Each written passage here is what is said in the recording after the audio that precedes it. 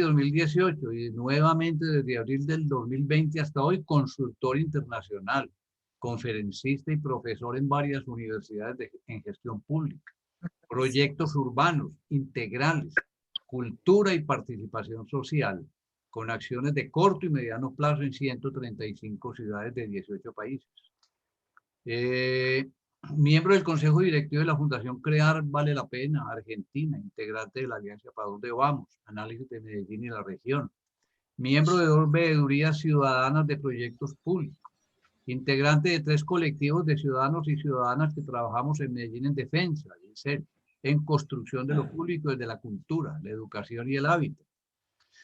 Desde enero del 2019 a mayo de 2020, responsable de Educación y Cultura en Confama, Caja de Compensación Familiar de Antioquia.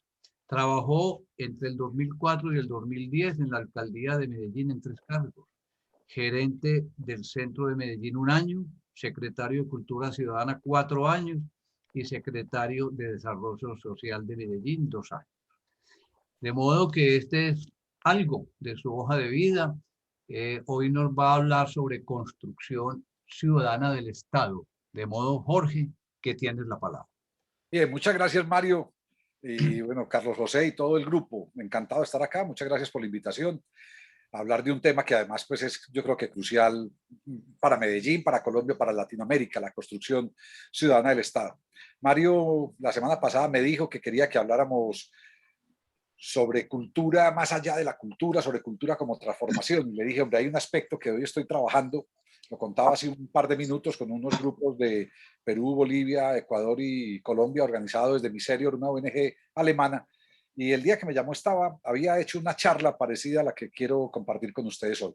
Yo voy a intentar durante 20, máximo 25 minutos, son las 4:12, voy a intentar contarles el cuento para abrir una conversación hasta la hora que ustedes digan. Para contarles el cuento, yo tengo un par de documentos y voy a compartir pantalla. Tengo un par de documentos y unos enlaces a unos sitios web. Voy a compartir pantalla para mostrarles algo. Me dicen, Mario, si están viendo ahí un documento. No. Perfecto. Sí, muy bien. Listo. Entonces, este documento además se los voy a enviar. Es un documento que llamo Lo que somos como sociedad en Medellín. Son 5 páginas. Y digamos que acá hago un recorrido por lo que ha pasado en Medellín en los últimos 30 años y empiezo con 3 hechos de Medellín, pero sobre eso me voy a centrar. Pero el domingo pasado tuve una conversación muy rica, muy profunda, con 12 personas de barrios de Medellín y les quiero compartir este documento. Solo lo conocen esas 12 personas y un grupo pequeño con el que estoy trabajando una reflexión sobre la ciudad. Les voy a compartir solo esta primera parte, 2 o 3 o 4 frases para arrancar, porque yo creo que me sirven como un buen contexto. Estas notas las mandé anoche a estas 12 personas. Enseguida les muestro quiénes son esas 12 personas. Todos son líderes barriales, hombres y mujeres. Imposible poner en estas notas la energía, el ambiente, las emociones, las sensaciones, las miradas, las caras. En fin, fue una conversación muy bonita, les decía. Fue alegre y fue triste, fue dura, fue conmovedora, fue emocionante, fue provocadora, fue generadora. ¿Y de qué hablamos? Por eso quería empezar. Este párrafo es el que me interesa compartir. Se habló de los barrios, se habló de los corregimientos, se habló de Medellín, de la alcaldía y del actual alcalde. Casi todas las voces hablaron de la falta de presencia de la alcaldía. Hablaron de la cooptación clientelar de ediles y de miembros de juntas de acción comunal por parte de la alcaldía. Hablaron de fortalecimiento de grupos armados en los barrios, del incremento de las extorsiones a comerciantes y habitantes, del abandono escolar, de la pobreza creciente. Todos los días la pobreza toca a la puerta de mi casa, dijo Marcela Londoño de la Comuna 2, de un proyecto bellísimo que se llama Casa de Encuentro Eduardo Galeano. Hablaron del hambre. En Medellín estamos aguantando hambre, dijo una de las líderes de Moravia, Ciel Holguín. Hablamos de miedo, de desesperanzas, de dolores y de horrores. Hoy incluso salió en el periódico El Tiempo, la noticia es que hoy el índice de pobreza en Colombia cobija a 21 millones de personas. La pobreza monetaria de los entre 48 millones de habitantes, 21 millones de personas en Colombia están en pobreza monetaria. Es el índice a diciembre del 2020. Es terrible, terrible ese indicador. Entonces, si habló de hambre, hablamos de miedo, de desesperanzas, de dolores y de horrores. Parte de ayer compartíamos en algunos chats muchas de estas reacciones vandálicas en medio de las marchas. Algunos las interpretamos como uno de los síntomas de esas rabias contenidas de muchos muchachos que no tienen ninguna esperanza, ninguna oportunidad, ninguna posibilidad y que por lo tanto el otro lo ven simplemente como el enemigo, no como una posibilidad. Hablamos de que esto se ha agravado con la pandemia, por supuesto, pero se ha agravado también con Daniel Quintero, pero que ya había empezado a agravarse con Federico Gutiérrez y con Aníbal Gaviria. Alguno incluso dijo que venía grave desde antes, durante los gobiernos de Fajardo y de Alonso, y yo hice parte de esos gobiernos, con la llamada donbernabilidad y con la consolidación en los barrios de grupos aliados con el paramilitarismo. Hablamos de que esta crisis no es solo la crisis de hoy, no es solo la crisis de la pandemia, es la crisis de la ciudad, de la sociedad. Los grandes problemas de Medellín no se han resuelto. Y alguien dijo que no se nos queden con lo público. Y esa frase, que no se nos queden con lo público, a mí me motiva precisamente a compartir con ustedes esa reflexión sobre la importancia de lo público y la construcción de lo colectivo, la construcción de lo público como una responsabilidad individual. De una vez les doy una de mis conclusiones, hago spoiler de mí mismo. Yo me siento ciudadano, sé que soy ciudadano cuando me vinculo a lo público, cuando me vinculo a la construcción de lo que nos es común, cuando me vinculo a la construcción de lo colectivo, cuando yo me dedico solo a mi vida privada o a la vida privada de los míos, mi familia o mi grupo de amigos, no me siento ciudadano. Yo me siento ciudadano cuando me vinculo de muchas maneras, y algo de lo que leyó Mario de esa hoja de vida tiene que ver con eso. Yo nací en San Javier, en la carrera 99A número 4830, en el barrio San Javier, hijo de una ama de casa y de un obrero de fábrica. Y a los 13 años estaba metido en San Javier, en la Comuna 13, vinculado a proyectos públicos barriales. Entonces, pero es muy esperado porque todas estas voces también dijeron, tenemos necesidad de encontrarnos, tenemos necesidad de hablar de estas cosas, tenemos necesidad de pensar en salidas colectivas. Nombraron lo que representa un encuentro como este. Una persona dijo, la luz de personas como las de este grupo. Y todas las voces pidieron una segunda parte para hablar de qué hacer y no solo de lo que está pasando. En fin, ¿y quiénes estábamos en esa conversación? Miren, yo se los enumero. Cielo Holguín, líder del barrio Moravia, Comuna 4. Además, es cofundadora de un laboratorio de urbanismo con Berlín. Está estudiando, becada por EAFID, el semestre 3 de la maestría de proyectos urbanos y ambientales. Marcela Londoño, de la Comuna 2, del barrio Villa del Socorro, y un proyecto de comunicación comunitaria, la corporación Mi Comuna. Marcela Suárez, del barrio 12 de octubre, de la Comuna 6, de la organización Picacho con Futuro, que es una de las grandes organizaciones barriales de esta ciudad. Henry Arteaga, uno de los raperos, de los que hace hip hop más importantes de este país, con premio mundial de Womex, el principal mercado mundial de músicas del mundo, lo premió hace 4 o 5 años en San Sebastián de Compostela por su trabajo musical asociado a lo social. Trabaja en la Comuna 4, vive en la Comuna 4 en el barrio Aranjuez y tiene una escuela con 400 alumnos y alumnas que él consigue cómo financiar. Ningún alumno paga. Alumnos que estudian rap, DJ, b-boy, que es el baile, graffiti, en fin. Nelly Bedoya, una mujer tremenda que me acaba de mandar un par de mensajes de audio conmovedores, de San Cristóbal, de una vereda, San José de la Montaña, una líder campesina.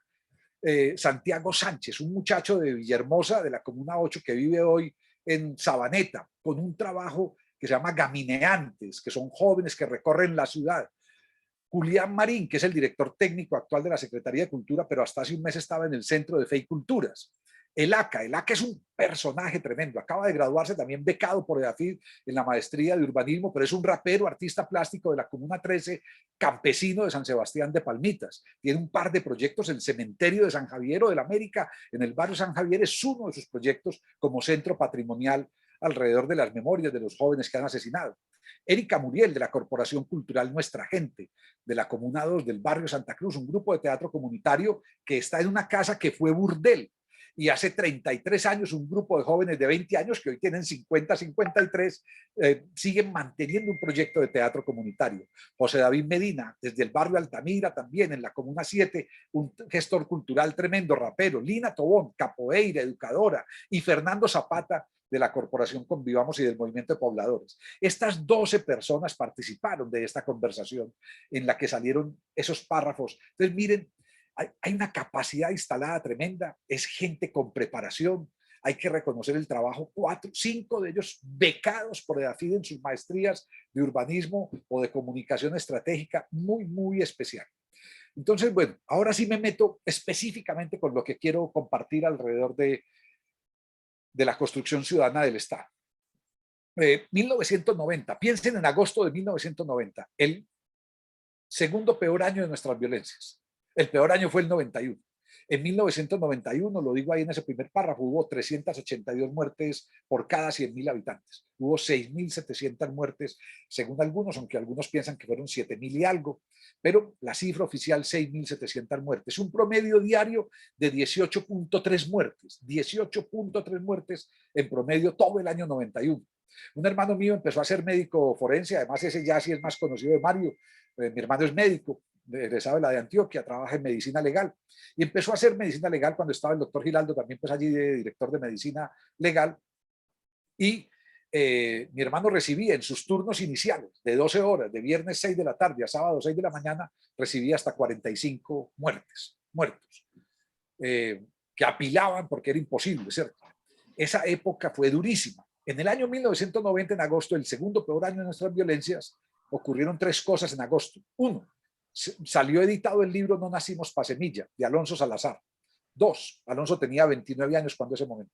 Libro, por si alguno no ha leído el libro, describe los jóvenes sicarios que cometían los magnicidios en este país. La muerte de Luis Carlos Galán, la muerte de Rodrigo Lara, las muertes de los magnicidios de este país fueron cometidos por jóvenes de Medellín de 16, 17, 18 años, que también morían después o inmediatamente después de asesinar, morían y en sus zapatos, en sus medias, en su bolsillo se encontraba un papelito, Cucha, ahí le dejo la casa que le prometí, no nací pa' semilla. Ese libro nos puso a conversar sobre esa realidad de la ciudad. Pero en agosto del 90 también salió una película, Rodrigo de No Futuro. Se había visto en mayo en el Festival de Cannes, de Víctor Gaviria, pero en agosto se vio en Medellín.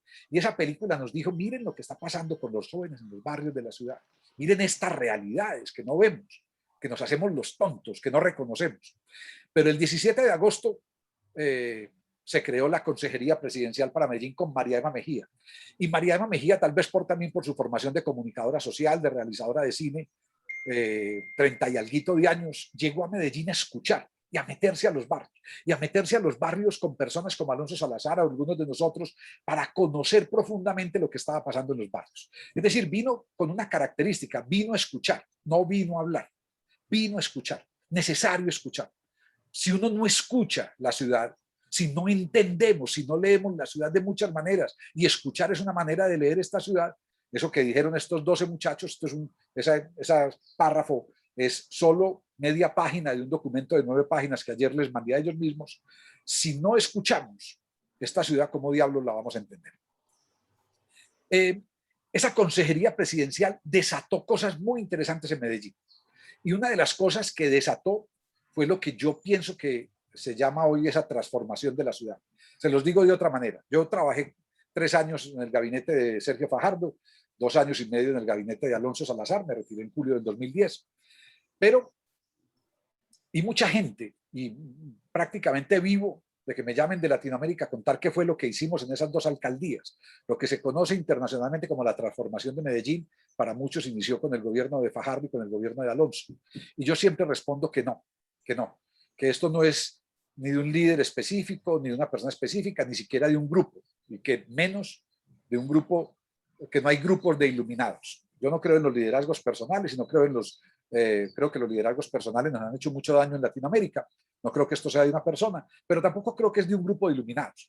Incluso he dicho muchas veces que Sergio no hubiera podido ser alcalde, ni nosotros hubiéramos podido llegar al gabinete si no hubiera pasado durante 15 años antes, desde finales de los 80, todo lo que pasó en Medellín, que es lo que intento contar acá en estas notas, y es formar capacidad instalada y responder colectivamente a los desafíos colectivos que nos planteaban esas múltiples violencias y esa situación de desespero que vivimos en los 80 y los 90 en Medellín. Entonces, para mí, la consejería presidencial, y en su caso María Emma Mejía, sí fue clave en la conformación, en la estructuración, con mucha más gente de esos procesos ciudadanos que luego se han convertido en hechos políticos, en hechos administrativos, de administración pública, en hechos de empresas privadas, en hechos de organizaciones comunitarias, en fin. Para mí eso tiene que ser claro, o sea, es reconocer que los resultados de una ciudad no se dan por obra y gracia de un gobernante. Yo creo que hay una patología latinoamericana en esa búsqueda de caudillos, pero tampoco, insisto, se dan por el trabajo de un grupo pequeño. Son resultados de muchas personas, son resultados de muchas organizaciones, son resultados de muchas entidades, de muchas formas de entender y de enfrentar los problemas estructurales de una sociedad. Lo digo hoy, en el año 2021. Esta grave crisis que tenemos hoy institucional en Medellín no la va a resolver una persona ni un pequeño grupo de iluminados. Se resuelve colectivamente con personas como las que les nombré en esa charla de hace 2 días, del domingo pasado, perdón. Esos años 90, entonces, digo en el documento, fueron los de la alianza de todos los sectores de la sociedad. Todos, independientemente de la afiliación política y de las ideologías. Fueron años en las que asumimos que esta ciudad era un fracaso colectivo, que en el fracaso de Medellín, en esas cifras de muerte violenta, había una responsabilidad colectiva, algo que no estábamos sabiendo hacer en la ciudad. Responsabilidad del empresariado privado, responsabilidad de las alcaldías y de los gobiernos departamentales y nacionales, responsabilidad de las ONG, responsabilidad de las organizaciones comunitarias, responsabilidad de las familias, del mundo académico. En algo o en mucho, nos tuvimos que haber equivocado como sociedad para haber tenido durante 20 años, señores y señoras, la tasa de muerte violenta más alta del mundo. 20 años, pero además les doy un dato. La ciudad del mundo que hoy tiene la peor tasa de muerte violenta, según el observatorio que le hace el seguimiento anual, que es un observatorio en México, tiene la tercera parte de lo que Medellín tuvo hace 30 años. Es decir, hoy, en 2021, la ciudad más dura del mundo en violencia tiene la tercera parte de lo que Medellín tuvo hace 30 años. Es impresionante las cifras nuestras. Mi perra siempre aparece en todas las conferencias, ya le decimos que es una influencer, entonces siempre aparece, aprovecha para ladrar en todas estas cosas. Entonces, algo clave, los diálogos Medellín Alternativas de Futuro. Durante 5 años, en el 91 el primero, en el 95 el último, hicimos 5 años de diálogos Medellín Alternativas de Futuro. Diálogos impresionantes. Ahora, si quieren, podemos hablar algo sobre esos diálogos. Si hay un interés específico, les muestro incluso los libros que hicieron parte de esos 5 diálogos. Diálogos anuales, producidos entre la Consejería Presidencial, la Federación Antioqueña de ONGs y otros muchos actores. Y ahí nos encontrábamos cada año, 2.000, 3.000 personas de Medellín, en esos 5 años de los años 90, para pensar cómo diablos salíamos de estas crisis. Y convertimos a Medellín en un laboratorio urbano, un laboratorio social, un laboratorio educativo, un laboratorio cultural. Ustedes que son médicos o que están en el mundo de la medicina, la mayoría me van a entender fácil esta metáfora. En un laboratorio todos los días se fracasa. Pero ¿qué diferencia un laboratorio de una fábrica de fracasos? Que en los laboratorios de cada fracaso se aprende. Medellín fue un laboratorio urbano, social, educativo y cultural, donde buscamos las soluciones de muchas maneras, pero cada una de esas maneras era un fracaso y de esos fracasos fuimos aprendiendo y empezamos a sistematizar esas experiencias y a formar esa capacidad instalada que nos permitió superar esos graves momentos. Solo les doy un dato. Hoy Medellín tiene el 3.7% de la tasa de muerte violenta que tuvo en el año 91. 3.7%. O sea, hemos bajado 96.3% nuestra tasa de muerte violenta en 30 años. Eso también les doy un dato que he trabajado en toda Latinoamérica. Ningún país ha logrado esa disminución en ese porcentaje de sus tasas de muerte violenta. Ninguna ciudad. Hay un ejemplo ahí en lo que nosotros hemos hecho. Así algunos gobernantes hoy no quieran reconocer eso que se ha hecho durante todos estos años anteriores. En esos años 90, en esos diálogos Medellín Alternativas de Futuro, que eran un evento anual, pero que era el punto de llegada y el punto de partida de múltiples mesas de trabajo. Mesa educativa, mesa de participación, mesa de seguridad y convivencia, mesa de economía de la ciudad, todo. Y en esas múltiples mesas, todo el año trabajando para llegar al seminario Medellín Alternativas de Futuro y luego, a partir de ese seminario, cuáles son los temas, las preguntas que nos quedan. Esas lógicas privadas, entonces, conversaron con las lógicas comunitarias conversaron y se confrontaron con las lógicas públicas, con las oficiales.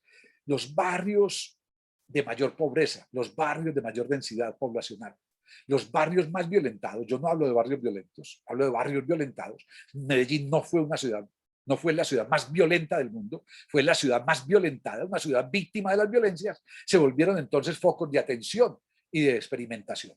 Esos años 90 formamos esa capacidad instalada social, comunitaria, institucional. Una buena parte de la fortaleza hoy de Medellín, por fuera de lo institucional, está en esa capacidad instalada de todos estos líderes que les dije. Miren, de ese grupo de 12 personas, a 5 de muchachos que hoy tienen 35, 40 años, a 5 los conocí cuando tenían 12 años en sus barrios. 12 años. Y ya estaban metidos en procesos de trabajo barrial. En esos años entonces empezamos a comprender realmente la gravedad de la ausencia del Estado. ¿Qué pasa cuando el Estado no está presente o solo llega a través de la policía y del ejército? ¿Qué es lo que nos hicieron creer además en este país durante años? Que la presencia de la policía y del ejército era suficiente en un territorio urbano o rural, y no. La Comuna 13 es la evidencia que operaciones militares son un fracaso. Y lo han demostrado en otros países, las operaciones de pacificación que llaman en Brasil. He tenido la fortuna de trabajar en 40 ciudades brasileras en los últimos años, mucho en Río y mucho en Sao Paulo. Yo asesoro a la Secretaría de Seguridad de Recife y asesoro proyectos en Río de Janeiro y en Sao Paulo en favelas. Y las medidas de militarización de las comunas o de las favelas no sirven absolutamente para nada. Solo generan un mayor dolor, muchísimos horrores y una gran estigmatización. Hay que responder con inteligencia, no con la fuerza. Hay que responder con el cambio de paradigma. Lo contrario a la inseguridad no es la seguridad. Lo contrario a la inseguridad es la convivencia. Y la convivencia se construye con proyectos sociales, con proyectos educativos y con proyectos culturales. Cuando me preguntan cuál es la fórmula de Medellín, digo eso, haber invertido muchísimo en proyectos sociales, educativos y culturales como una estrategia para avanzar en la superación de esas muertes violentas como marca de ciudad. En fin, pero también asumimos en esos años 90 que era necesario, que era posible enfrentarnos a la gravedad de nuestros problemas con una herramienta como base de todas las demás. Los diálogos de ciudad, los diálogos reales, los diálogos atravesados por los argumentos y por las emociones, por las realidades crudas y por las esperanzas. Algo como lo que le leí de esa conversación con estos líderes comunitarios barriales del domingo pasado. Hay ahí entonces un universo de cosas que menciono, voy muy rápidamente para abrir conversación. Cuando a mí me preguntan ustedes qué hicieron, digo yo, hombre, es más importante cómo lo hicimos que lo que hicimos.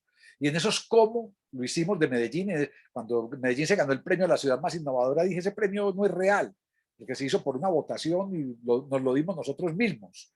Pero además nos lo dieron por 5 cosas muy buenas, pero que no son las innovadoras. Lo innovador es cómo hacemos las cosas. No es lo mismo hacer un espacio con corrupción que sin corrupción. No es lo mismo hacer un espacio con participación de la comunidad que sin participación. No es lo mismo.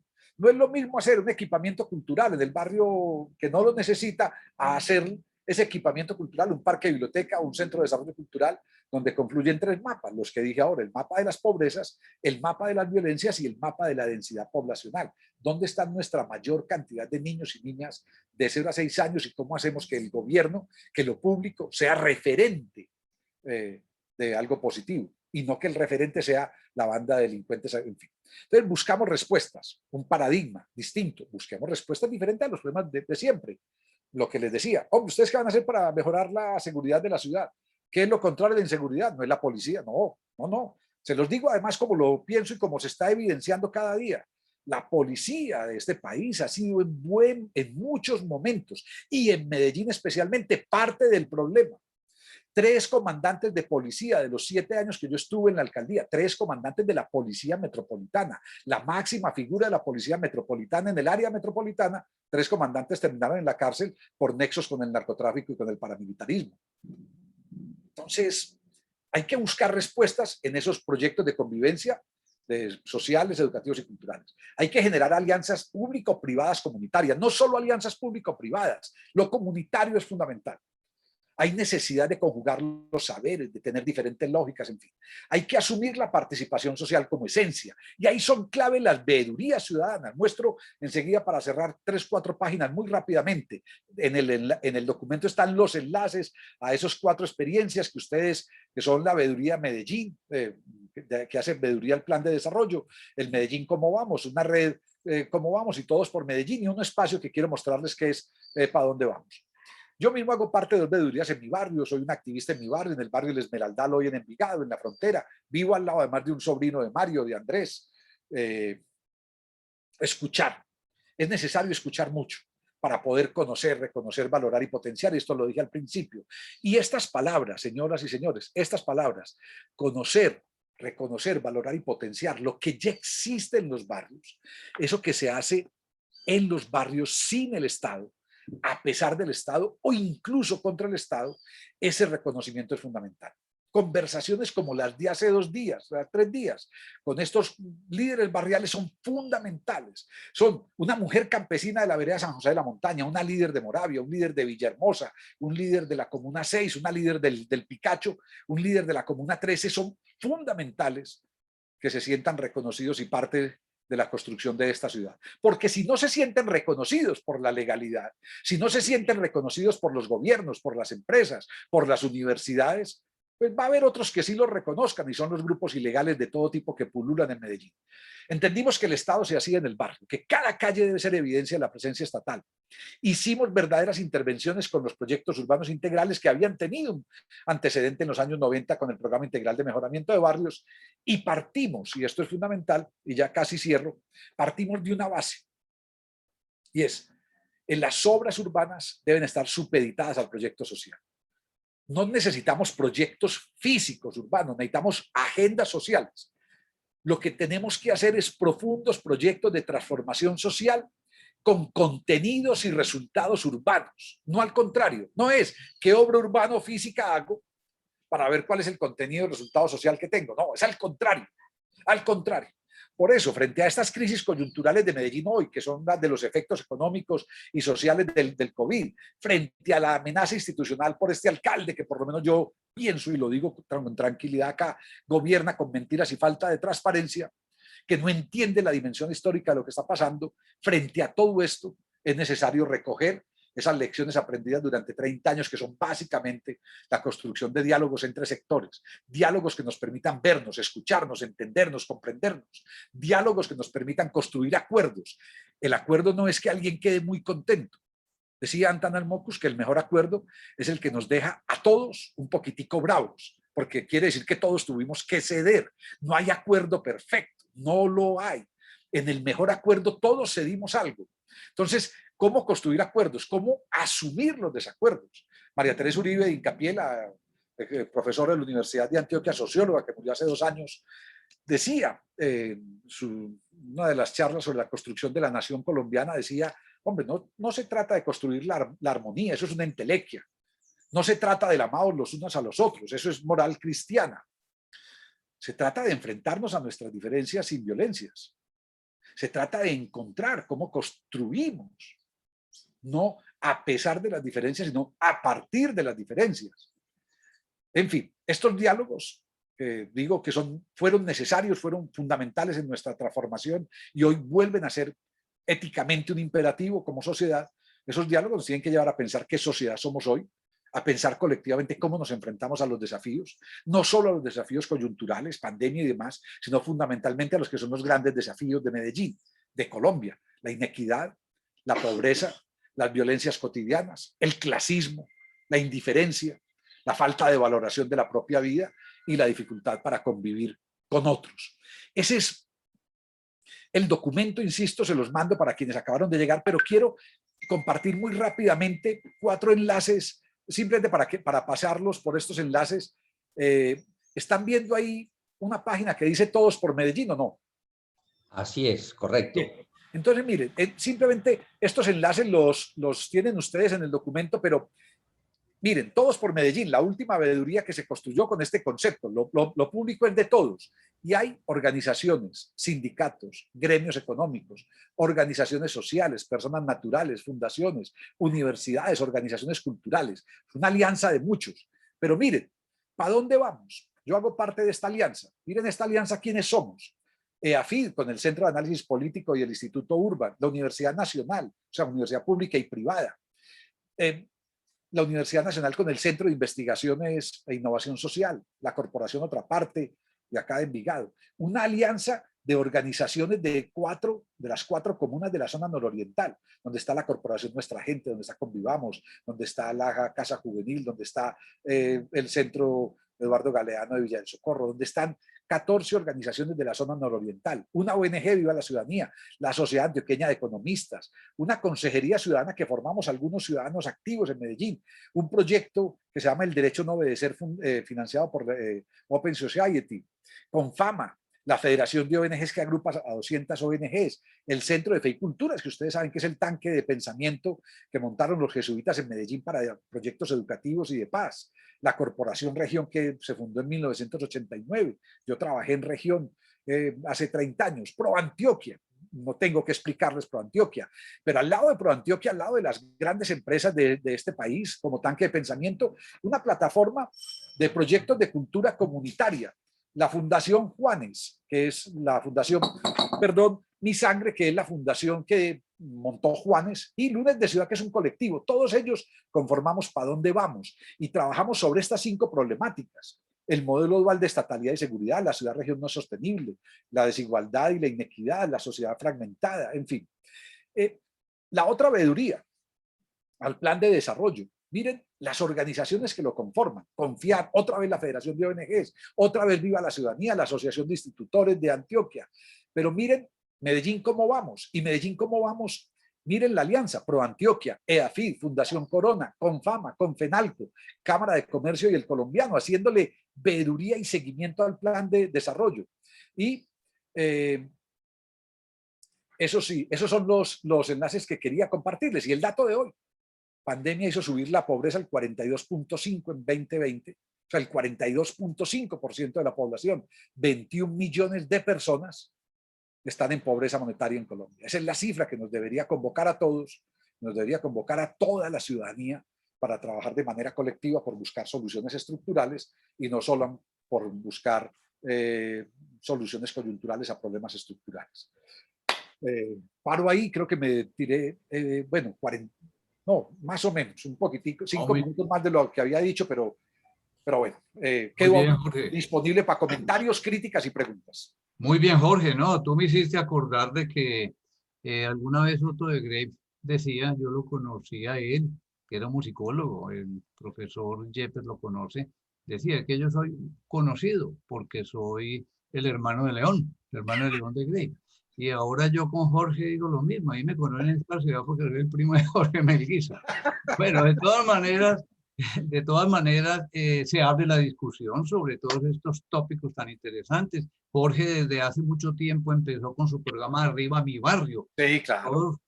Todos, pero no lo pusiste aquí, que todos lo conocemos. Luego se voló del país y estuvo trabajando con los problemas de drogadicción, contra la drogadicción en España, en Bilbao. 5 años en Bilbao, sí. Y de allá te trajo Fajardo. Pues ve, realmente yo renuncié, porque mi hijo iba a cumplir 15 años y mi esposa y yo dijimos, regresemos a Medellín, porque si nos quedamos un par de años más, mi hijo ya no va a querer regresar, y nosotros queríamos regresar a Colombia. Entonces nos vinimos con mi hijo sin tener trabajo. Pero bueno, Sergio se dio cuenta, Sergio Fajardo, y yo no conocía a Fajardo, se dio cuenta que yo regresaba a través de amigos comunes, me llamó a Bilbao y me dijo, Jorge, me dijeron que vos regresás. No nos conocíamos, nunca nos habíamos visto.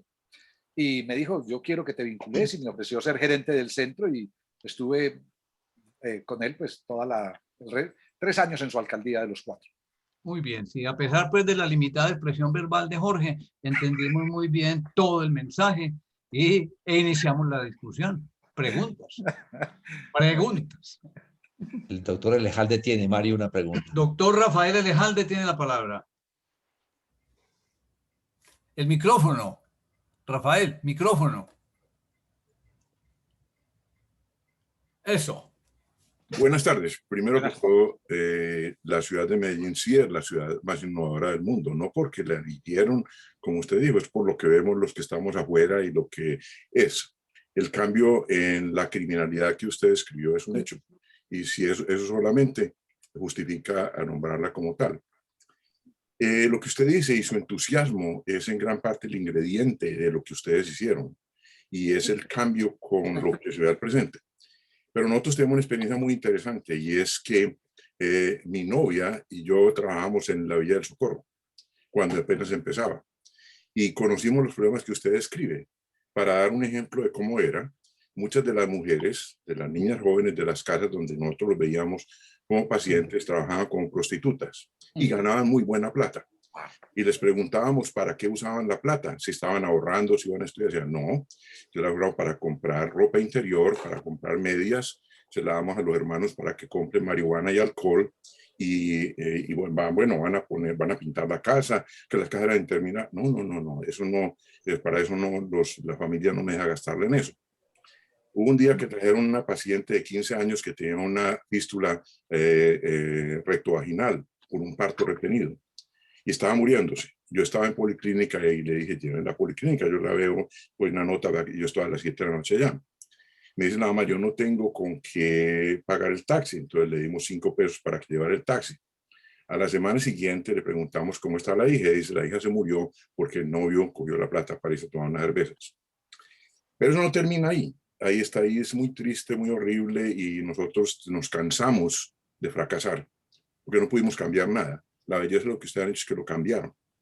Nosotros vivimos en Milwaukee, Wisconsin, una ciudad y un estado rico. Es un estado socialista. Y en el estado de Wisconsin, en la ciudad de Milwaukee, el 73% de los embarazos son pagados por el estado. Y el 50% de esos niños van a estar en la cárcel antes de los 20 años. Las imágenes que vimos ayer de las protestas en Medellín y la destrucción a los comercios no son distintas de lo que vemos aquí todos los días. El número de crímenes diarios en Medellín no es distinto del número de crímenes en Milwaukee, hechos por muchachos jóvenes que están frustrados, no tienen futuro, como usted dijo. Entonces, la parte importante es qué es lo que ustedes han hecho que otras ciudades puedan aprender. Pero hay algo más. ¿Qué es lo que hace que no exista la familia? Usted no mencionó que la fuente de los problemas que ustedes manejaron y los problemas que la sociedad no ha podido manejar en este país es la no existencia de la familia. El número de hijos, el número de papás por hijo en la población que nosotros vemos es 1.1. Cada papá, cada hijo tiene un papá distinto. Tuve una paciente que tiene 13 hijos y le pregunté cuántos papás tiene y me dice 13. ¿Será que yo he estado buscando el ideal y no lo he encontrado? Muchas gracias. Tremendo, tremendo. Hay algo clave en lo que usted dice y es esta recomposición humana y social tendría que llevarnos a un tipo de programas que todavía no son generalizados en la ciudad. Parte de lo que de lo que su comentario, Rafael, me genera es la urgente necesidad de asumir programas no solo de acompañamiento familiar, sino de salud mental. Tenemos un rayón todos por causa de estas violencias y por causa de estas pobrezas y no atendemos esos rayones de salud mental. Incluso solo, lo decía, frente a la situación de esta semana última en Medellín, 500 personas muertas por el COVID, son 500 familias con una desesperanza, con un miedo, con unas incertidumbres de todo tipo. Yo en esta semana han muerto 3 amigos. Uno, teatrero de la Corporación Cultural Nuestra Gente y alumno de mi esposa es ceramista, vino aquí el 6 de abril a su última clase, 6 de abril. Y 2 días después o 3 días después empezó a sentirse mal y duró 10 días y murió este lunes pasado. ¿Quién atiende a su familia? ¿Quién cuida a su familia? O sea, ese tipo de cosas. ¿Cuánta gente? Hace muchos años, unos 30 años, había una valla en la entrada de la Universidad Pontificia Bolivariana en la 70 que decía no más hijos huérfanos de padres vivos. Y eso se producía en todos los sectores sociales de Medellín, en los sectores de clase alta y en los sectores de clase baja, o sea, por igual.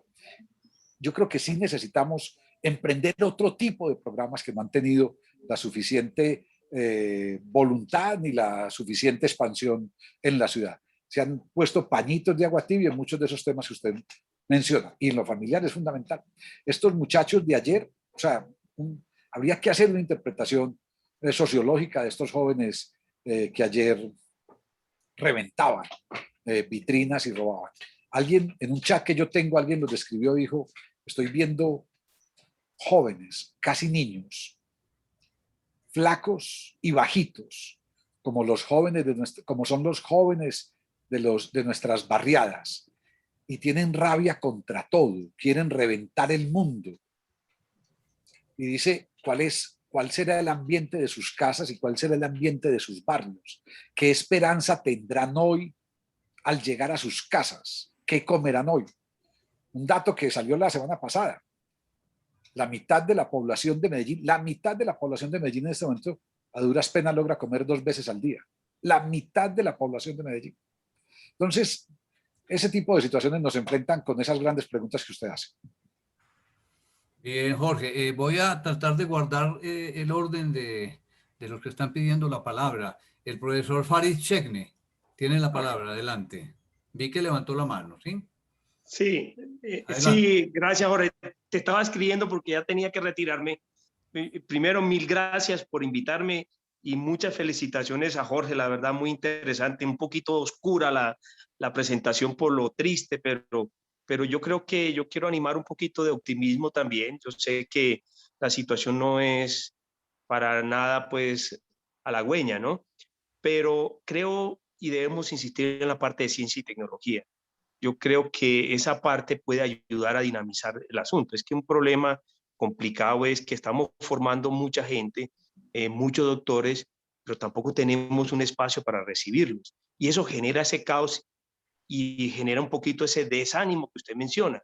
Entonces, cuando tenemos una industria que se ha quedado, una industria que no se ha movido, entonces de alguna manera tenemos que fortalecer aquellas cosas, aquellas nuevas ideas que de alguna manera engendren nuevas empresas, porque yo creo que es buena parte del problema va por ahí, Jorge, y es eso lo que quería comentar. Gracias, Farid. Mire, en el año 84 se hizo el estudio Monitor para determinar cuál iba a ser el futuro de Medellín, porque la ciudad industrial que habíamos sido ya no iba a poder ser, no solo por la densidad de ocupación en el territorio de Medellín, en estos 330 kilómetros cuadrados, 70% rural, sino porque era imposible por la propia ubicación de la ciudad tan lejos de los grandes espacios de transporte. Y hoy Medellín no tiene mayor industria, o sea, nuestras industrias hoy son menores. Y ustedes saben que la mayor parte incluso de las industrias que aún quedan tienen acá sus oficinas, pero tienen sus lugares de desarrollo de la industria en otros espacios. Peldar se fue hace poco y creo que fue a Paz del Río, o sea, Peldar aquí en el Valle de Aburrá.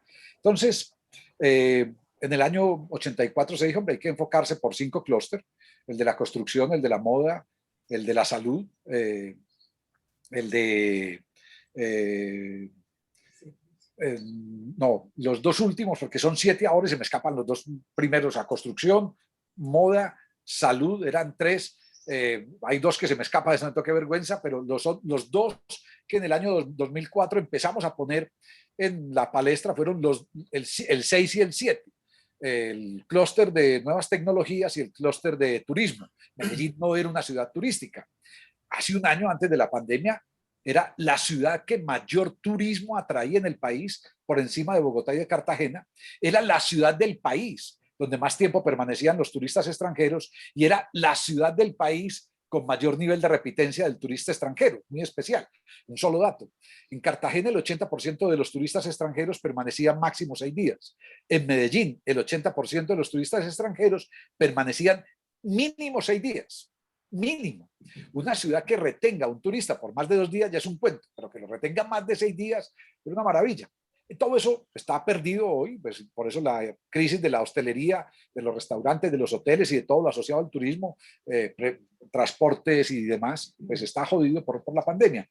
Pero había otras posibilidades también. Hoy yo sí creo que la ciencia y la tecnología tendrán que ser una buena posibilidad, aprovechando además esos otros clústeres en los que habíamos venido trabajando para meter mucho más ciencia y tecnología. Y ahí hay un reto enorme, público-privado.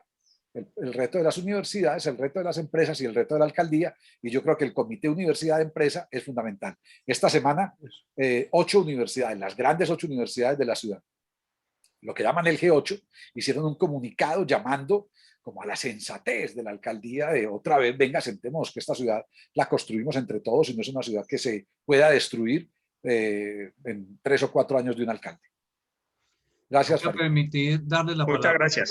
al profesor Gustavo Yepes, porque él me dijo que a las 5 se iba, para que tenga oportunidad de hacer su pregunta y oír a continuación el comentario de Jorge. Hasta luego y muchas gracias, doctor Mauricio. La Melquizo. palabra, pero se la voy a dar al profesor Gustavo primero, ¿sí? Adelante. Muchas gracias. Muchísimas gracias. Qué buena exposición. Para mí fue muy, muy iluminante. De verdad creo que todas esas cosas que mencionó son importantísimas. Yo personalmente pienso que uno de los problemas, y es solamente un problema, porque todos los demás que ya están muy bien expresados por usted, pero uno de los problemas más terribles que hay es que nuestros políticos, nuestros gobernantes, no hablan de la política de una manera científica, de una manera clara, es decir, nos mienten utilizando mal el lenguaje, y el lenguaje es el único medio que tenemos para comunicarnos. Entonces, en ese sentido, yo tengo un libro que ojalá se los pueda de alguna manera a través de Mario, mera consideración. Yo escribí este libro. Por un lenguaje político transparente. Sí, ojalá Jorge, que... toma nota. Sí. A los que quieran, con muchísimo gusto se los regalo. No tengo ningún interés sino en que esas ideas se conozcan. Como soy profesor universitario, pues me queda muy difícil hacer esa labor hermosa que hace Jorge Melquizo de estar con las comunidades y conversar con la gente. Lo único que puedo es escribir estas cosas. De manera que muchas gracias por haberme invitado a esta conversación. Me encantó. Muy amables. Pues Gustavo, le agradezco mucho a usted y me encanta volverlo a ver. Yo, con permiso de ustedes, a todos le estoy diciendo por el nombre de pila, porque además, saben que me acostumbré, yo viví 5 años entre Argentina y Uruguay, 2012 a 2017, y el primer día que conocí a Mauricio Macri, el alcalde de Buenos Aires, llevaba yo un mes trabajando en Buenos Aires para su alcaldía, en las villas de la ciudad, en los barrios más duros, y entré a su oficina y le dije, doctor Macri, ¿cómo le va? Y se rió, no, hombre, no. Ya llegó un colombiano aquí a joder la vida. Yo soy Mauricio. Y le dije, hombre, no, ingeniero. No, ¿cómo que ingeniero? Mauricio. A mí nadie me va a decir distinto. A mí me bautizaron Mauricio y punto. Y estaba ahí conversando con Mauricio Macri cuando entró otro señor, lo saludó de beso, que es lo común entre los argentinos, y le dijo, Mauricio, nos tenemos que ir ya. Entonces Mauricio le dijo, estoy con este colombiano, dame 10 minutos. No, es que nos tenemos que ir ya. Si no nos vamos ya, no llegamos. Mauricio le dijo, dame 10 minutos, espérame abajo. Cuando el tipo salió me dijo, este chofer mío, si no es por este chofer, llegó tarde a todas partes. El chofer lo saludó de beso al alcalde y le dijo Mauricio. Y yo dije, hombre, esto es lo normal. Y después, trabajando con Pepe Mujica, que además tiene, ese libro me interesa mucho porque conversaciones con los uruguayos y con el equipo de Pepe Mujica, con Eduardo Bonomi, con Julio Calzada, con Gustavo Leal, que asesoré en una estrategia nacional de seguridad y convivencia. Esto es parte de lo que hay que trabajar, el lenguaje político transparente, Gustavo. No sabía de su libro, pero si Mario nos pone en contacto, le mando mi dirección y mando un mensajero por él. Yo vivo en Envigado, en la Loma del Esmeraldal. Entonces, encantado. Le agradezco mucho porque yo creo que eso es fundamental. Mire, hace unos días decía, hombre, al alcalde, voy a hacer este comentario. Algunos comentarios suenan mal hoy, perdón, pero al alcalde hay que subirle el listón en la polémica. Hay que subírselo en el fondo y en la forma. No hay que dejarnos arrastrar por los lenguajes belicosos, ni hay que dejarnos arrastrar por los fondos sin sentido. Hay que elevarle el contenido. Entonces el lunes salió a decir el Central Park y yo publiqué un artículo, se los mando Mario también, sobre los 5 temas prioritarios para Medellín. Y no lo mencioné, dije, mire, Medellín tiene 5 temas prioritarios. En esos temas tendría que centrarse hoy la institucionalidad y la ciudadanía y las universidades. Y esos temas son muy simples. Pandemia, equidad, situación económica durísima de hambre, los grupos armados en los territorios y la vida institucional. O sea, hay una cosa ahí, hay que elevar el lenguaje. Entonces le agradezco mucho, Gustavo, y mucho gusto de saber de usted de nuevo.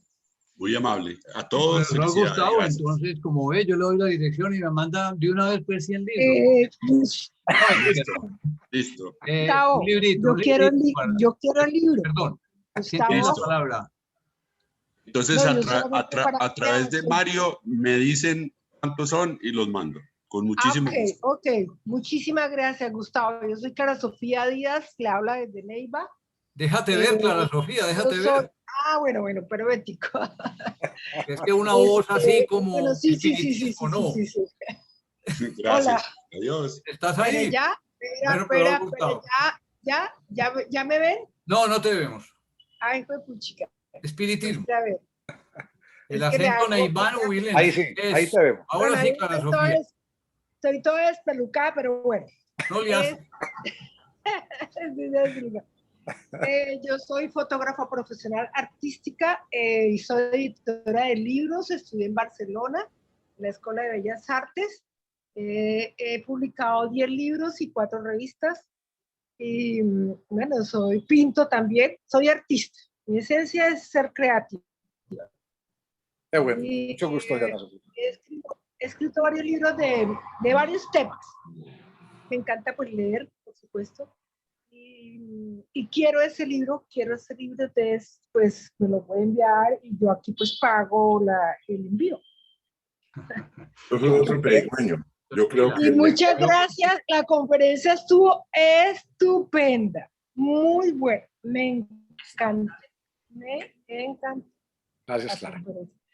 Muy rápido habla, pero se le entiende. Si hablara un poquitico más despacio, sería mucho mejor. Sí, porque Bien. es que tiene uno que Haré caso a la próxima. las ideas súper rápido, sí, pero bueno, no importa, me encantó. Soy muy Que acelerado. todo lo de Medellín, todo. Mire, y eso es cierto, yo me acuerdo, cuando mataron a este Escobar, que fue como en 1993, si no me equivoco. 3. Yo en ese momento yo me fui a estudiar procedimientos contemporáneos de la imagen en la Escuela Massana de Barcelona y desde septiembre del 92. Y eso allá en Barcelona fue un boom terrible, que habían matado a este señor, a Pablo Escobar, y que aquí estaba una situación terrible aquí en Colombia. Y eso se prestaba para que lo molestaran a uno más allá, ¿no? Con el cuento del narco, con el cuento de... Bueno, lo molestan a uno los catalanes que son bien odiosos, ¿sí? Entonces eso se prestó para mucho bullying, como dicen ahora, ¿sí? Muy bien. Entonces, muy interesante lo que usted contó. Conocí a María M. Mejía porque en ese momento, en esos años, ella estuvo de embajadora en Madrid, estuvo en embajadora en España, la conocí, me parecía muy querida, muy simpática, muy dinámica, muy inteligente, muy bonita, o sea, lo tenía todo, tenía muchas cosas. Y tuvo hasta un detalle muy chévere conmigo allá, porque a mí me atracaron allá al pie del Palacio Real allá de España, y ella fue a visitarme y ella dijo cualquier cosa a la orden de Clara Sofía. Me invitó a una exposición en Madrid también. Y pues sí, sé algo de la historia de Bueno, Medellín. gracias, Clara. Me encanta Medellín. Me encanta. Muchas gracias, Clara. O sea, precioso. Muy bien, otra pregunta. Había visto gracias Clara Sofía. Estaba la pregunta vía Fabio Mantilla con la mano alzada. Adelante, Fabio. Y Mario y Luis Giraldo desde el principio levantó la mano también. Él iba a hablar antes que todos nosotros. Es que tiene también escasez en el verbo, en la manera de hablar. Entonces, adelante, Luis Javier. Bien, pues. No, primero Fabio, dale. Primero Fabio. No, Luis Javier, tú levantaste la mano, ¿verdad? Hace mucho tiempo. No, yo quería, pues primero agradecerle a Jorge por la presentación que ha hecho. Yo creo que a pesar de la cortedad de ella, yo creo que nos ha mostrado un panorama realmente preocupante. y muy interesante. No deja de serlo pues por lo preocupante, porque uno dice que, y precisamente yo hacía memoria que yo por allá en los años 80 escribí por ahí un ensayo que se llamaba Medellín, una ciudad violenta o los indicios de la crisis de una sociedad. Y ahora cuando Jorge hablaba de todo ese proceso de María Emma y pudiera uno complementarlo, porque yo pienso que en eso fue un poquito parco Jorge con lo que él hizo entre el 2007 y 2012, tanto como de gerente del centro como también en la Secretaría del municipio de Medellín. Yo creo que hizo una labor muy, muy interesante de construcción ciudadana, de cultura de ciudad, etcétera. Entonces ahora uno oyendo toda esta conversación que nos comentó Jorge con estos 12 personajes, se queda uno muy preocupado y dice, bueno, ¿qué es lo que ha pasado acá? ¿Dónde está la continuidad de esos programas? Y pareciera que estuviéramos es en reversa, que en vez de avanzar, en vez de construir y de mejorar las cosas, pareciera que nuestra clase política está siendo ajena a la situación de ciudad. Y cada día, entonces, estamos cayendo en una situación bastante difícil, eh, algo que es multifactorial dentro de toda esta situación de la ciudad. Entonces yo le quería preguntar a Jorge qué está pasando, porque uno ve como corporaciones como la Corporación Región, Viva la Ciudadanía, este trabajo de Medellín, cómo vamos, etcétera. Y uno dice, hay mucha gente, hay, hay organizaciones que están, yo creo que al tanto de lo que está sucediendo en la ciudad, pero por debajo están ocurriendo cosas que nos van a llevar a una ciudad invivible posiblemente y con una clase dirigente y yo creo que también ha sido pues muy prudente Jorge de hablar del actual alcalde, que todo el mundo habla y yo comparto con él, porque la impresión que uno se lleva es que es un mentiroso, un tipo bochinchero, incendiario, que quiere simplemente sobresalir a partir de lo que no necesita la ciudad. Entonces yo le quería preguntar a Jorge, ¿qué está pasando y qué está sucediendo con nuestros dirigentes y qué podemos hacer como para volver a tomar el rumbo de lo que debe ser la ciudad? Luis Javier, las dos preguntas suyas, tal vez otro que nació aquí, bueno, no en Medellín, sino en Salgar, diría, siguiente pregunta, amigo. Porque qué preguntas tan difíciles, ¿cierto? Pero me voy a meter, voy a intentar meterme brevemente con las dos, porque hay dos preguntas. ¿Qué está pasando y qué podemos hacer? Yo le voy a responder primero lo que podemos hacer. Yo creo que en este momento necesitamos las inteligencias colectivas, necesitamos los agrupamientos, necesitamos las ideas y las propuestas, necesitamos escribir. Gustavo ahora dijo, yo soy profesor universitario y tal vez no pueda hacer lo que está haciendo Jorge, pero me dedico a escribir. Necesitamos escribir, necesitamos narrar, necesitamos contar, necesitamos compartir con la familia las cosas que están pasando. Hoy estaba leyendo el libro de Ana Cristina Restrepo sobre Carlos Gaviria y parte de lo que dice era que cuando Carlos Gaviria en la Corte Constitucional tenía uno de los grandes temas, la eutanasia, que fue, digamos, pionero en el mundo, llevar a la Corte Constitucional de un país la eutanasia, o luego la legalidad o la despenalización de las drogas en el año 96, pues Carlos Gaviria se sentaba en la mesa y con sus hijos y con su familia y con sus yernos les decía, ¿ustedes qué piensan? Ese tipo de cosas. O sea, en este país se volvió costumbre decir, no, es que no podemos hablar de política o no podemos hablar de religión. Entonces, ¿de qué vamos a hablar? ¿De fútbol? No, yo me niego. Hombre, que el fútbol fuera bueno, hablaríamos de fútbol. Pero si no hablamos de dos hechos fundamentales para la vida cotidiana de la gente, que son las religiones como hecho cultural y la política como un hecho que nos atraviesa a todos, todo lo que estamos viviendo es en buena parte por la política, por las buenas y por las malas, pues entonces, bueno, hay que propiciar muchas conversaciones. Hay que hacer espacios como este, Mario, y te lo agradezco profundamente. O sea, esta mañana le dije a alguien que me escribió, le dije, no, a las 4 de la tarde tengo una charla para un grupo de médicos. Bueno, aquí hay algunos que no son médicos. Y vos, hasta para los médicos, tener discurso. Y le dije, el discurso es el mismo, pero esta vez son médicos. Yo creo que hay que hablar con gente distinta, con gente que piense distinto. Hace 10 días, y perdón la anécdota personal, 10 días me llamó una emisora nacional, FM, Luis Carlos Vélez. Les confieso algo, es que tuve que buscar dónde era FM porque nunca lo había escuchado, sabía quién era, pero nunca lo había escuchado. Entonces tuve que buscar. Y me entrevistó a las 7:30 de la mañana en el horario AAA del lunes, en fin, a preguntarme yo qué pensaba pues de esta situación de Medellín. Y dije, esto se resuelve con diálogo. Nos tenemos que encontrar. Y nos tenemos que encontrar los que pensamos distinto. Y no a pesar de que pensemos distinto, y no precisamente porque pensamos distinto. Los diálogos se construyen con fuerza con los más contradictorios. Pues, como decía en estos días alguien con el que estuve reunido, dijo Carlos Enrique Moreno, el que fue gerente de empresas públicas hace 30 años y consejero presidencial, dijo en una reunión que tuve el viernes con él y con 5 personas, dijo, hombre, un acuerdo entre personas que pensamos lo mismo tarda 34 segundos en hacerse.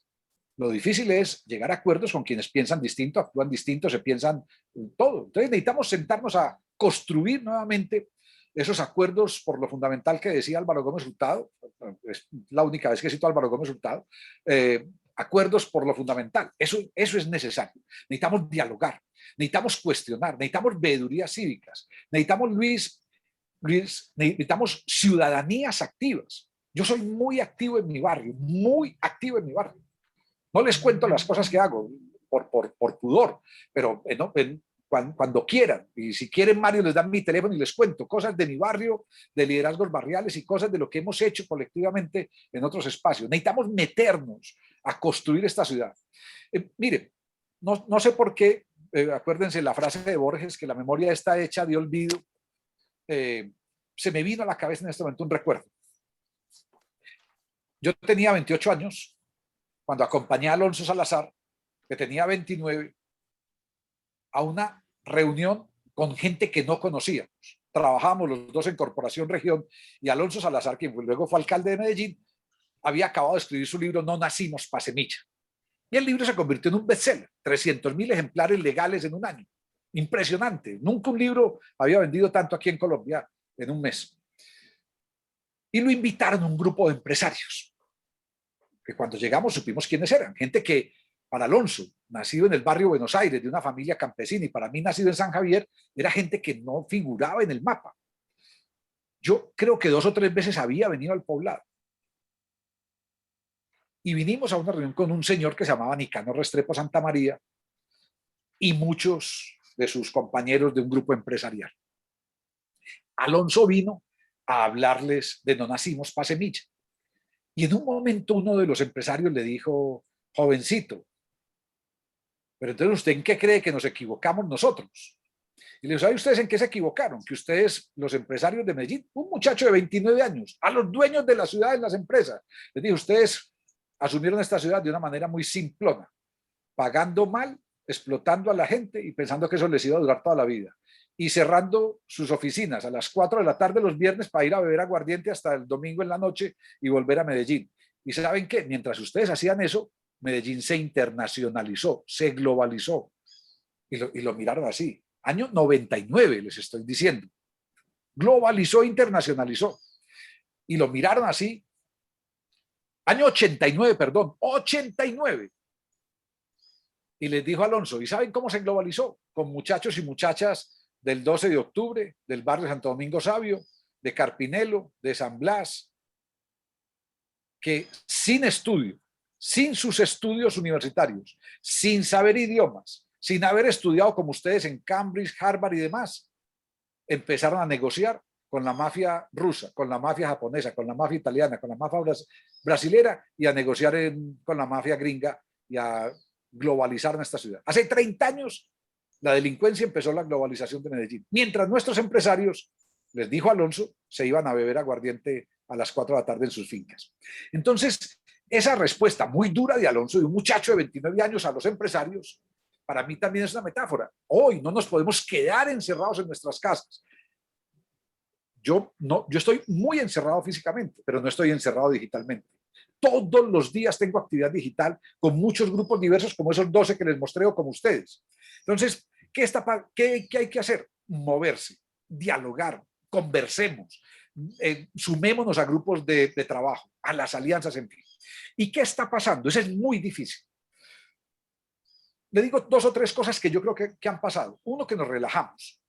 Vimos que esta ciudad venía como en progreso, que estábamos saliendo, que habíamos disminuido los homicidios. En el 2015, diciembre del 2015, teníamos una tasa de 20 muertos violentos por cada 100.000 habitantes. Es decir, habíamos rebajado 94% y dijimos, ya esto terminó. Voy a hacer una confesión. El mismo Sergio Fajardo, cuando se lanzó a la presidencia, dijo, ya lo hicimos en Medellín, lo vamos a hacer en Colombia. No, ¿cómo que lo hicimos en Medellín? Esto no se ha acabado. Yo le decía a Sergio, no cometas ese error. ¿Cómo que lo hicimos? Ni vos sos el Salvador, ni sos el Redentor, ni esto empezó con nosotros, ni esto se ha terminado. Entonces también esa soberbia de algunos de nosotros que hemos creído que esto se ha terminado y que es suficiente, la soberbia, la falta de escucha a estos territorios también nos ha llevado a eso. Eso es parte de lo que está pasando. Pero cierro diciendo, Luis, que yo creo que en la situación actual es muy grave, porque, y voy a decirlo tal cual lo digo, yo digo en público lo que digo en privado y digo en privado lo que puedo decir en público. Yo creo que en Medellín es el botín de personas como César Gaviria, como Germán Vargas Lleras y como Luis Pérez. Detrás de Daniel Quintero no está Gustavo Petro. Gustavo Petro lo ha apoyado en 2 Twitter, pero no está Gustavo Petro. Vean quiénes están en el gabinete de la alcaldía. Luis Pérez teje los hilos. Y hay una cooptación criminal de la institucionalidad pública de Medellín para convertir el presupuesto público de la ciudad en botín privado.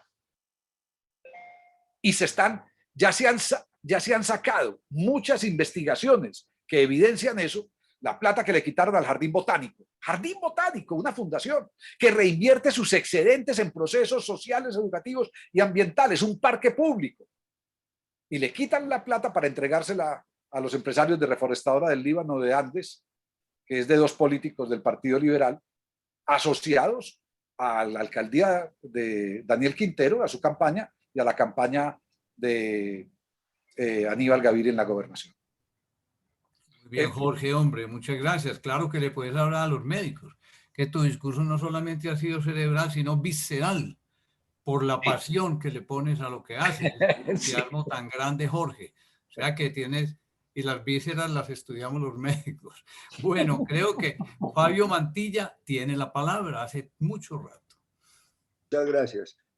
Felicitar a Jorge Melguizo por su conferencia, que nos toca temas que son de todas maneras álgidos para los que no ejercemos nuestra ciudadanía sino pobremente. Quisiera hacerle una pregunta, y es, educar para mí ha sido lo fundamental, la herramienta fundamental de transformación de un país. En este punto, la educación de la primera infancia, que es cuando se forman todos esa construcción de una ciudadanía sana, para mí Colombia ha tenido un modelo fallido, que no ha sido capaz de crear ciudadanos verdaderos. Después de pasar por esa educación de primera infancia, los tiramos a un modelo educativo en el cual produce individuos que creemos que con rellenarles la cabeza de conocimientos los estamos volviendo muy buena gente, cosa bien equivocada a mi modo de ver. Fuera de eso, llegan a otras universidades que lo que ofrecen, las carreras que ofrecen, no son necesariamente las que necesita un país que está apenas creciendo y tratando de salir. Tenemos un poco la pirámide invertida. En otros países hay más tecnólogos que profesionales, porque las tecnologías definitivamente son lo que hacen crecer más a los países. Yo quisiera preguntarle, y más que yo hacer esto, un monólogo, es cómo han impactado esa educación de primera infancia, porque vemos que todavía se sigue educando como educábamos hace 20 años o 30 años. Bien, ese es clave. Miren, yo fui secretario de Cultura y secretario de Desarrollo Social. Entonces, mucho de mi trabajo tiene que ver con esas dos áreas. Pero en Latinoamérica, cuando me hacen en un auditorio, me preguntan o en las reuniones con estos otros gobernantes locales o nacionales, me dicen, Jorge, si solo pudieras hacer un programa, ¿cuál harías? Y les digo, uno que no era ni de cultura ni de desarrollo social. Y me dijo, ¿así cuál? Dije, el programa Buen Comienzo. Ese programa lo empezó la alcaldía de Alonso Salazar. Dimos los primeros pasos de diseño en el último año de la alcaldía de Sergio Fajardo, pero lo empezó Alonso Salazar, porque además su esposa, quien murió de un cáncer en el año 2012, la esposa de Alonso Salazar, Marta Liliana Herrera, educadora, trabajaba en Pro Antioquia, en el equipo de educación de Pro Antioquia, y desde Pro Antioquia se habían puesto una tarea durante 2-3 años y era cuáles son los programas mundiales que más impactan en la superación de la pobreza, y conocieron programas en diferentes países. Y en esos programas de diferentes países encontraron uno que era Chile Solidario. Y Chile Solidario, que lo había impulsado Michelle Bachelet en su primer gobierno, sirvió como referencia para nuestra alcaldía, la de Alonso Salazar. Y se creó el programa Medellín Solidario. Y Marta Liliana Herrera asumió como programa suyo de ese despacho anacrónico que se llaman Primeras Damas, asumió el programa de Buen Comienzo y lo sacó adelante. El programa de Buen Comienzo de 0 a 6 años es lo mejor que le ha pasado a Medellín en programas institucionales. Es el programa que más impacta en el desarrollo humano y social de una comunidad, pero además tiene otros resultados que no se mencionan tanto. Para mí hay un resultado tremendo, el impacto simbólico que tiene en los niños y niñas de 0 a 6 años y en las familias. Una familia de los niveles de mayor pobreza de la ciudad, que tienen una oportunidad en Buen Comienzo, 80,000 niños y niñas van a Buen Comienzo, tiene la oportunidad en Buen Comienzo de encontrar educación integral, acompañamiento psicológico, acompañamiento social, incluso acompañamiento legal para casos de maltrato, de abuso, etcétera, etcétera, o de manutención, y que encuentran además alimentación perfecta. O sea, evitar la desnutrición infantil es uno de los objetivos centrales de Buen Comienzo, y un niño o una niña que entra con desnutrición a las 8 semanas en Buen Comienzo ya está con un perfil distinto. Ese tipo de programas son fundamentales. Ojo, vuelvo al alcalde de hoy. Ustedes supieron que el año pasado este alcalde le entregó la joya de la corona, Buen Comienzo, uno de los grandes contratos, se lo quitó a las fundaciones y se lo entregó a una corporación asociada con Óscar Suárez Mira, político paramilitar en la cárcel del municipio de Bello. Y Fabio, este año Buen Comienzo, hoy en abril 2029, no termina de empezar para esos 80,000 niños y niñas. Se demoró, tuvo un retraso para todos de 35 días, pero hoy todavía, en abril 29, hay algunos niños y niñas que no están con su programa completo de Buen Comienzo por politiquería, Entonces, programas como ese son fundamentales. Pero una segunda respuesta, Fabio, muy rápidamente. Esta pandemia nos tendría que llevar a pensar qué tipo de colegio y qué tipo de educación le ofrecemos también a nuestros niños y niñas. O sea, lo que ha pasado hoy con las educaciones digitales, con las educaciones, con las casas como centros educativos, todo, ¿cierto? Nuestros niños, o sea, nuestros colegios, tendríamos que lograr que inmediatamente nuestros colegios de primaria y de secundaria se parecieran más a un centro cultural que a un colegio. Ustedes saben que la estructura del panóptico, la estructura arquitectónica de los colegios en general como panóptico, reproduce la estructura de las cárceles y además tienen la misma raíz, el patio central, los corredores a los lados, el segundo y el tercer piso. O sea, nuestros colegios tienen una estructura arquitectónica muy similar a las cárceles. ¿Cómo convertir a los colegios en centros culturales? ¿Cómo construir otro tipo también de educación? En una conferencia que hice en Río de Janeiro en el 2018, invitado por Globo News, una de estas cadenas, la cadena más fuerte de Brasil en medios de comunicación, ellos hacen anualmente, o hacían antes de la pandemia, una conferencia que se llama Educación 360. Me invitaron a una conferencia, había 2000 personas en Brasil, allá todo es a lo bestia. Y en esa conferencia dije, nuestro principal proyecto educativo, o sea, el principal proyecto educativo de una sociedad debe ser su cultura. Y el principal proyecto cultural de una sociedad debe ser la educación. Es decir, nosotros tenemos en el desafío de construir una nueva sociedad uno de los desafíos principales. Y cierro, perdón Mario, voy a presentar muy rápidamente una cosa simplemente para decirles que les voy a mandar otro documento.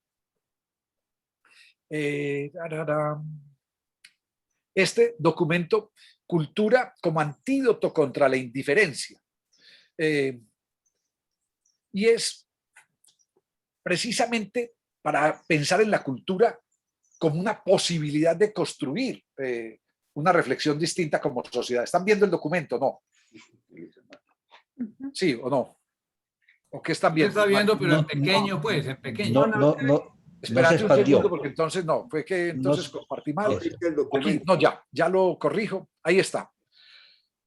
Perfecto, se ve muy bien, Jorge.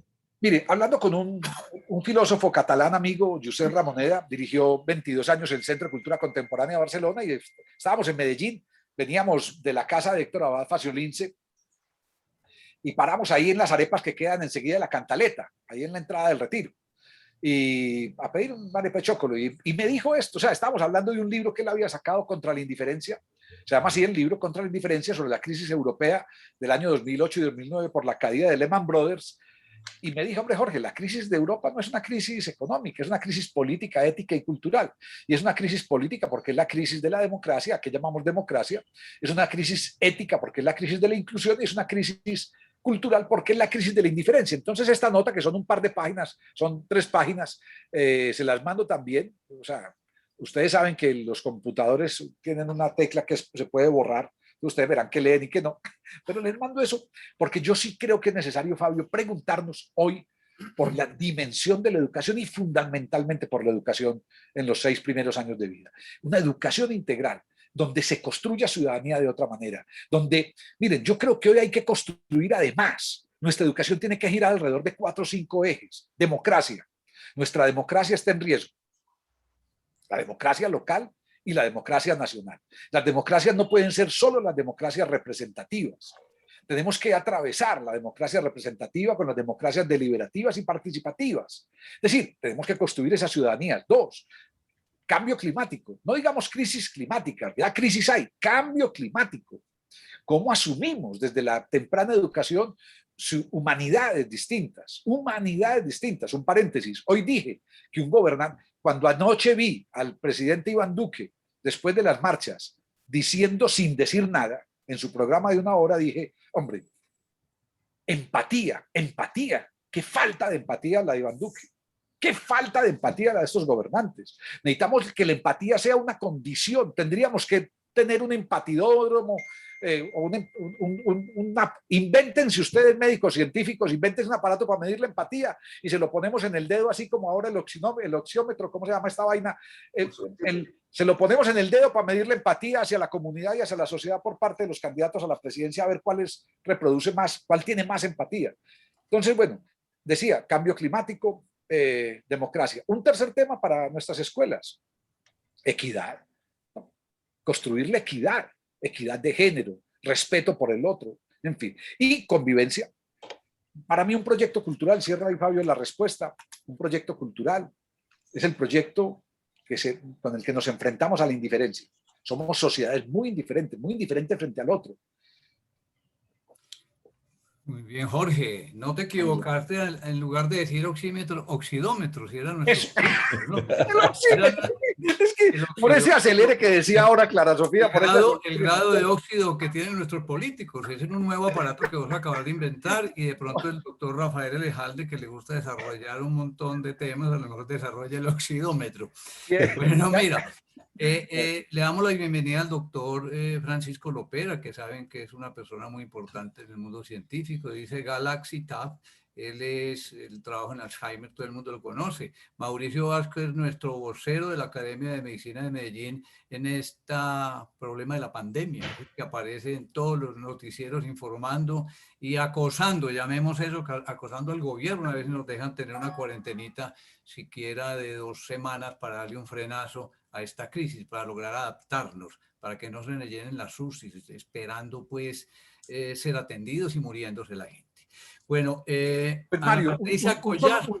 un solo comentario, Mario, para que iba a cerrar con lo de Fabio y que tiene que ver con, primero, con que ustedes estén acá y con el respeto por todos ustedes. Sí, Y es Fabio. Te congelaste, yo pensé que habías dejado de hablar, perdón. Ah, no, Fabio, en un momento dijiste, cuando empezaste, dijiste que no ejercen la ciudadanía. Hombre, esto puede sonar hoy cliché, pero si algo ha quedado demostrado en la pandemia es el ejercicio tremendo de ciudadanía que ha hecho todo el sector de la salud en este país. Es decir, lo que les debemos a ustedes, a todo el sector de la medicina del país y en el mundo.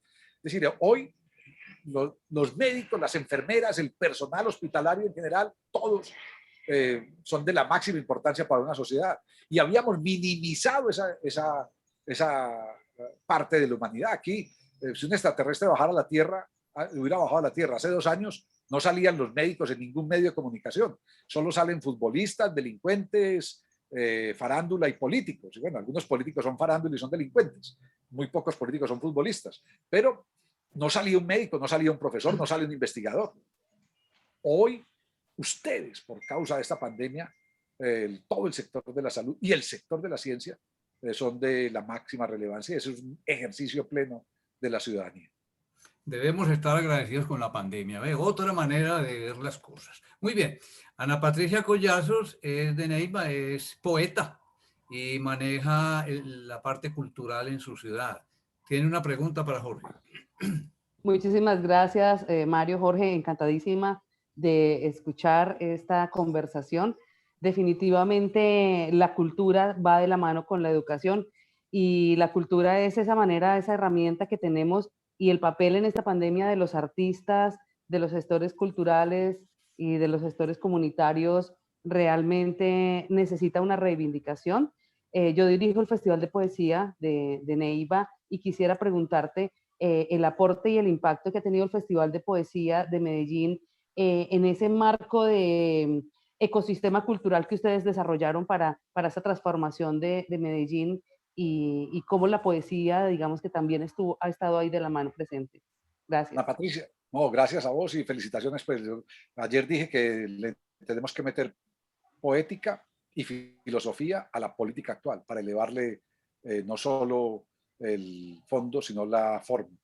En el año 91, cuando empezó el Festival Internacional de Poesía de Medellín, Medellín estaba en esas condiciones que relaté al principio, con 18.3 muertos diarios y en un fin de semana 60, 70 muertos, en cada noche 45. Y en medio de esa situación, Fernando Rendón y Gabriel, ¿cómo se me escapa el apellido de Gabriel? Y Ángela Hernández, en fin, inventaron el Festival Internacional de Poesía. Ángela vive hoy en Suecia o en Noruega. Inventaron el Festival de Poesía. Y de un momento a otro, en medio de las balas, en medio de toques de queda permanentes, obligados por el miedo y por la realidad, aparecieron 50 poetas aquí en Medellín, en los espacios públicos.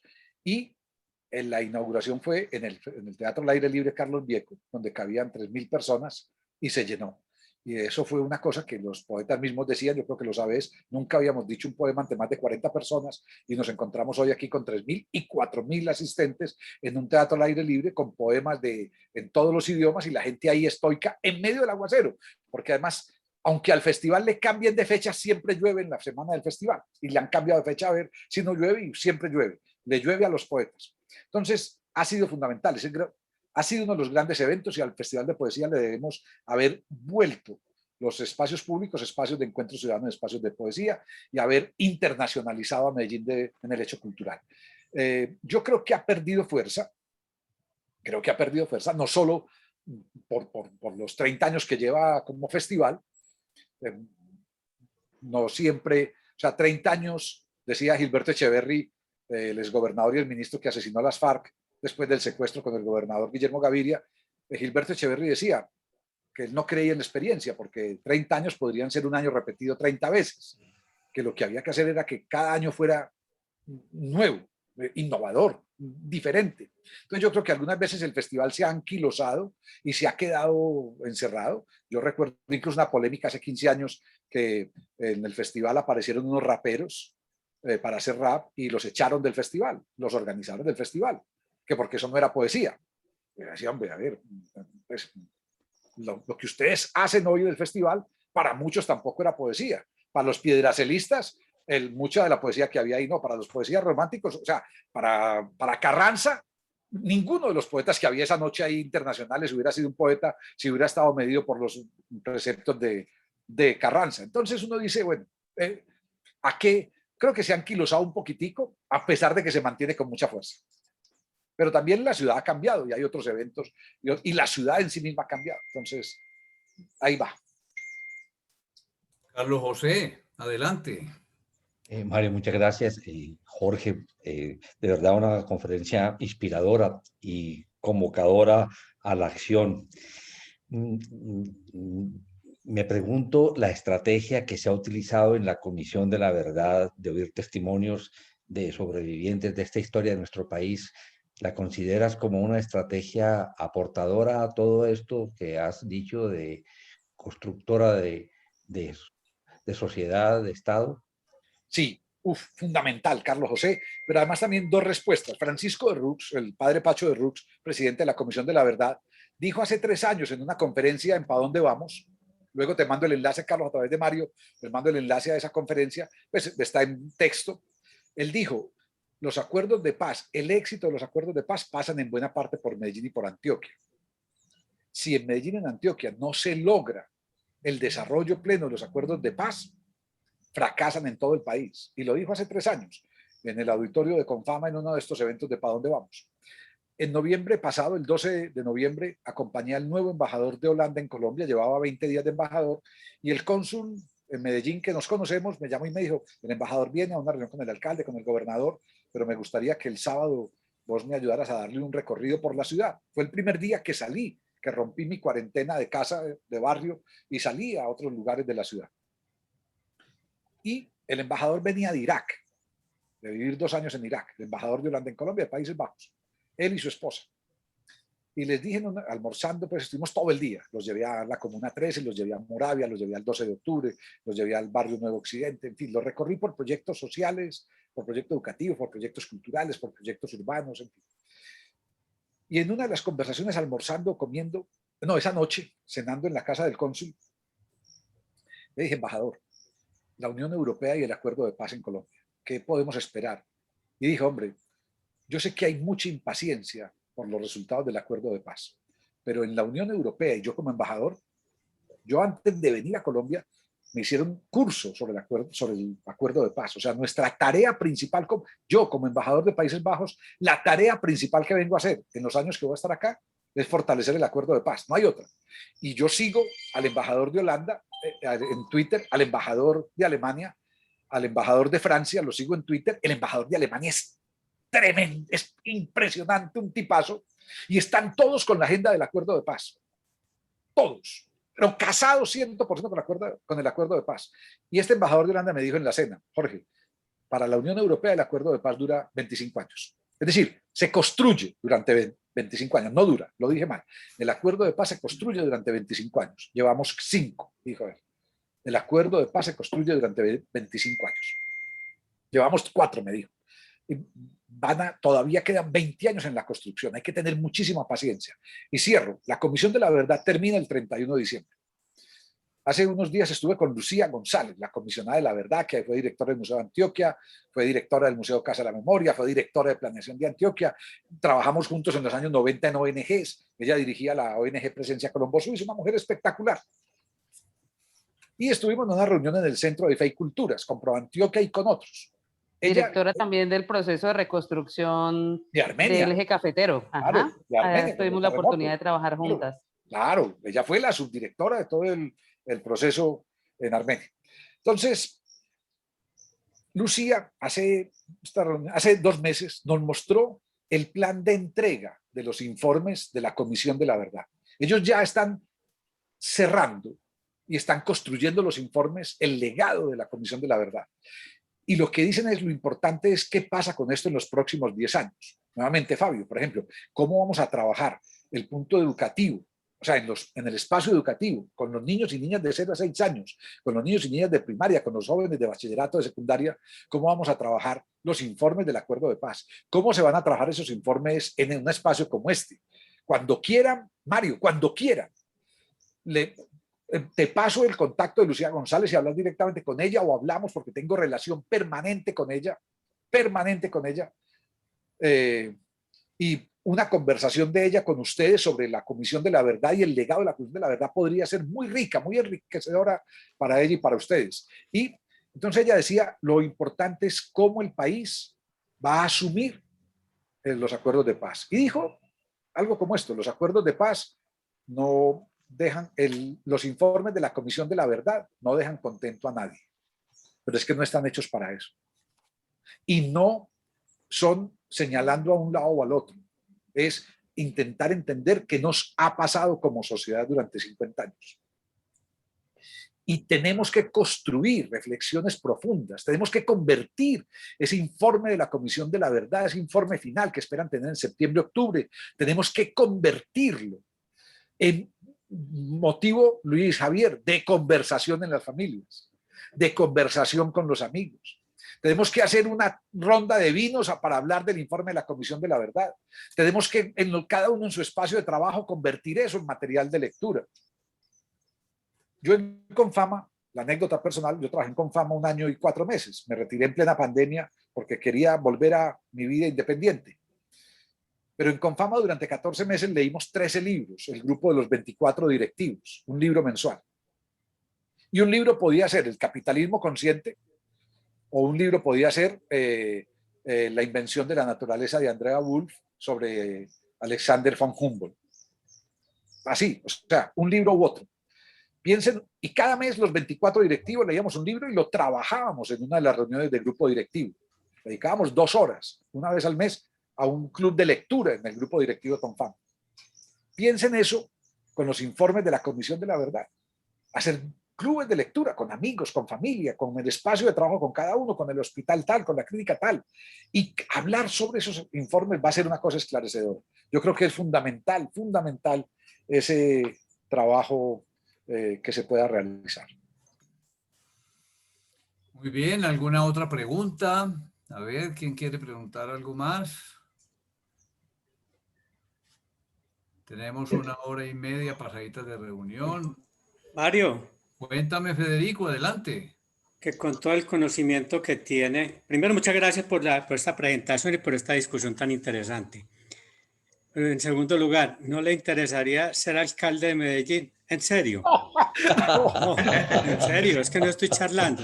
O gobernador del serio. Huila también. Es que, aquí, gobernador del Huila. Gobernador del Huila, sí. Te lo vas a ofrecer, Federico. Con todo, ojalá yo tuvieras conocimiento.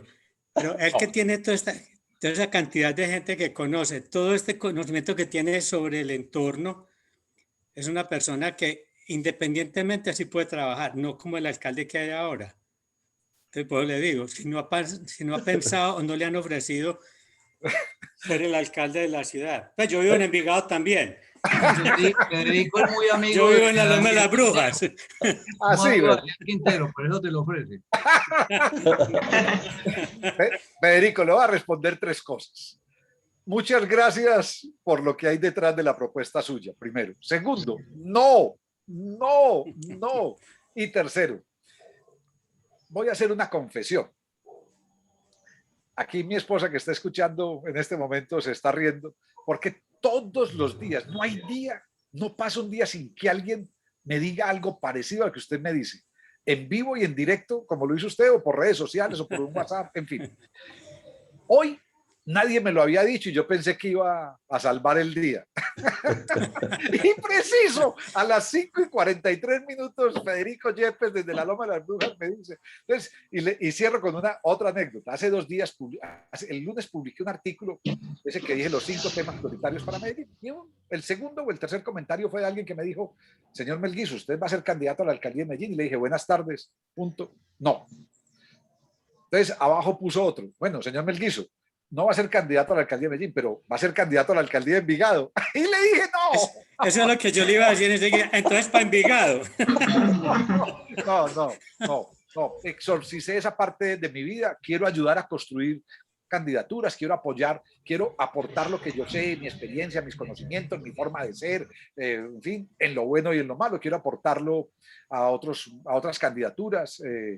Pienso, por ejemplo, que sería muy conveniente mujeres gobernando Medellín. Solo hemos tenido una alcaldesa nombrada, creo que en el 96 cuando no había, en el 86 cuando no había, en el 76 creo que fue una alcaldesa, pero en fin, creo que sería un buen momento para mujeres, creo que hay que, por eso les dije que había hablado de política, filosofía y poética.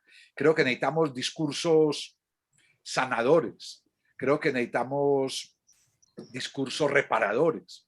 Hay una metáfora que uso, Federico, y me da la oportunidad de hablar de ella. Yo he dicho que los gobernantes tendrían que tener tres características que tienen los desactivadores de explosivos. Y en general todos los que trabajamos con proyectos sociales tendríamos que tener esas tres características, las que tienen los desactivadores de explosivos, pero son características muy escasas en gobernantes. La primera característica que tiene un desactivador de bombas es el conocimiento. Tiene que conocer mucho un desactivador de bombas para poder desactivar un explosivo. Tiene que conocer mucho. El único que no conoce y desactiva es James Bond, que desde un helicóptero cayéndose desactiva y rompe el cable rojo, y era ese. Segundo, los desactivadores de explosivos tienen que trabajar con mucha paciencia. No pueden trabajar ni con coraje. No, en este país no necesitamos guerreros, Federico. No necesitamos guerreros. Ya vimos que no era por ese lado. Ya eso fracasó. Los guerreros de todo tipo fracasaron, los de un lado y los de otro. Necesitamos gente con paciencia, pero también, gente que sepa que esto es de largo plazo, no que se suba a anunciar Central Park de un día para otro y punto, y haga explosivos, en fin, en vez de desactivarlos, los active. Y tercera característica, que para mí es fundamental, y creo que un gobernante tiene que tener esa característica ahora, en Colombia, en Antioquia, en Medellín, y es la ternura, la delicadeza. Un desactivador de explosivos tiene que acariciar la bomba para poderla desactivar. Tiene que acariciarla suavemente.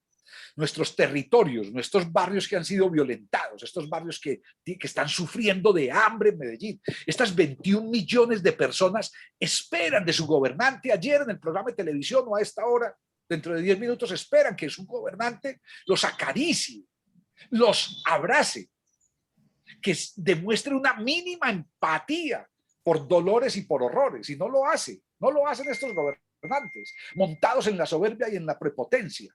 Entonces necesitamos esas tres características. Yo estoy encantado de poder acompañar a alguien que no sea yo.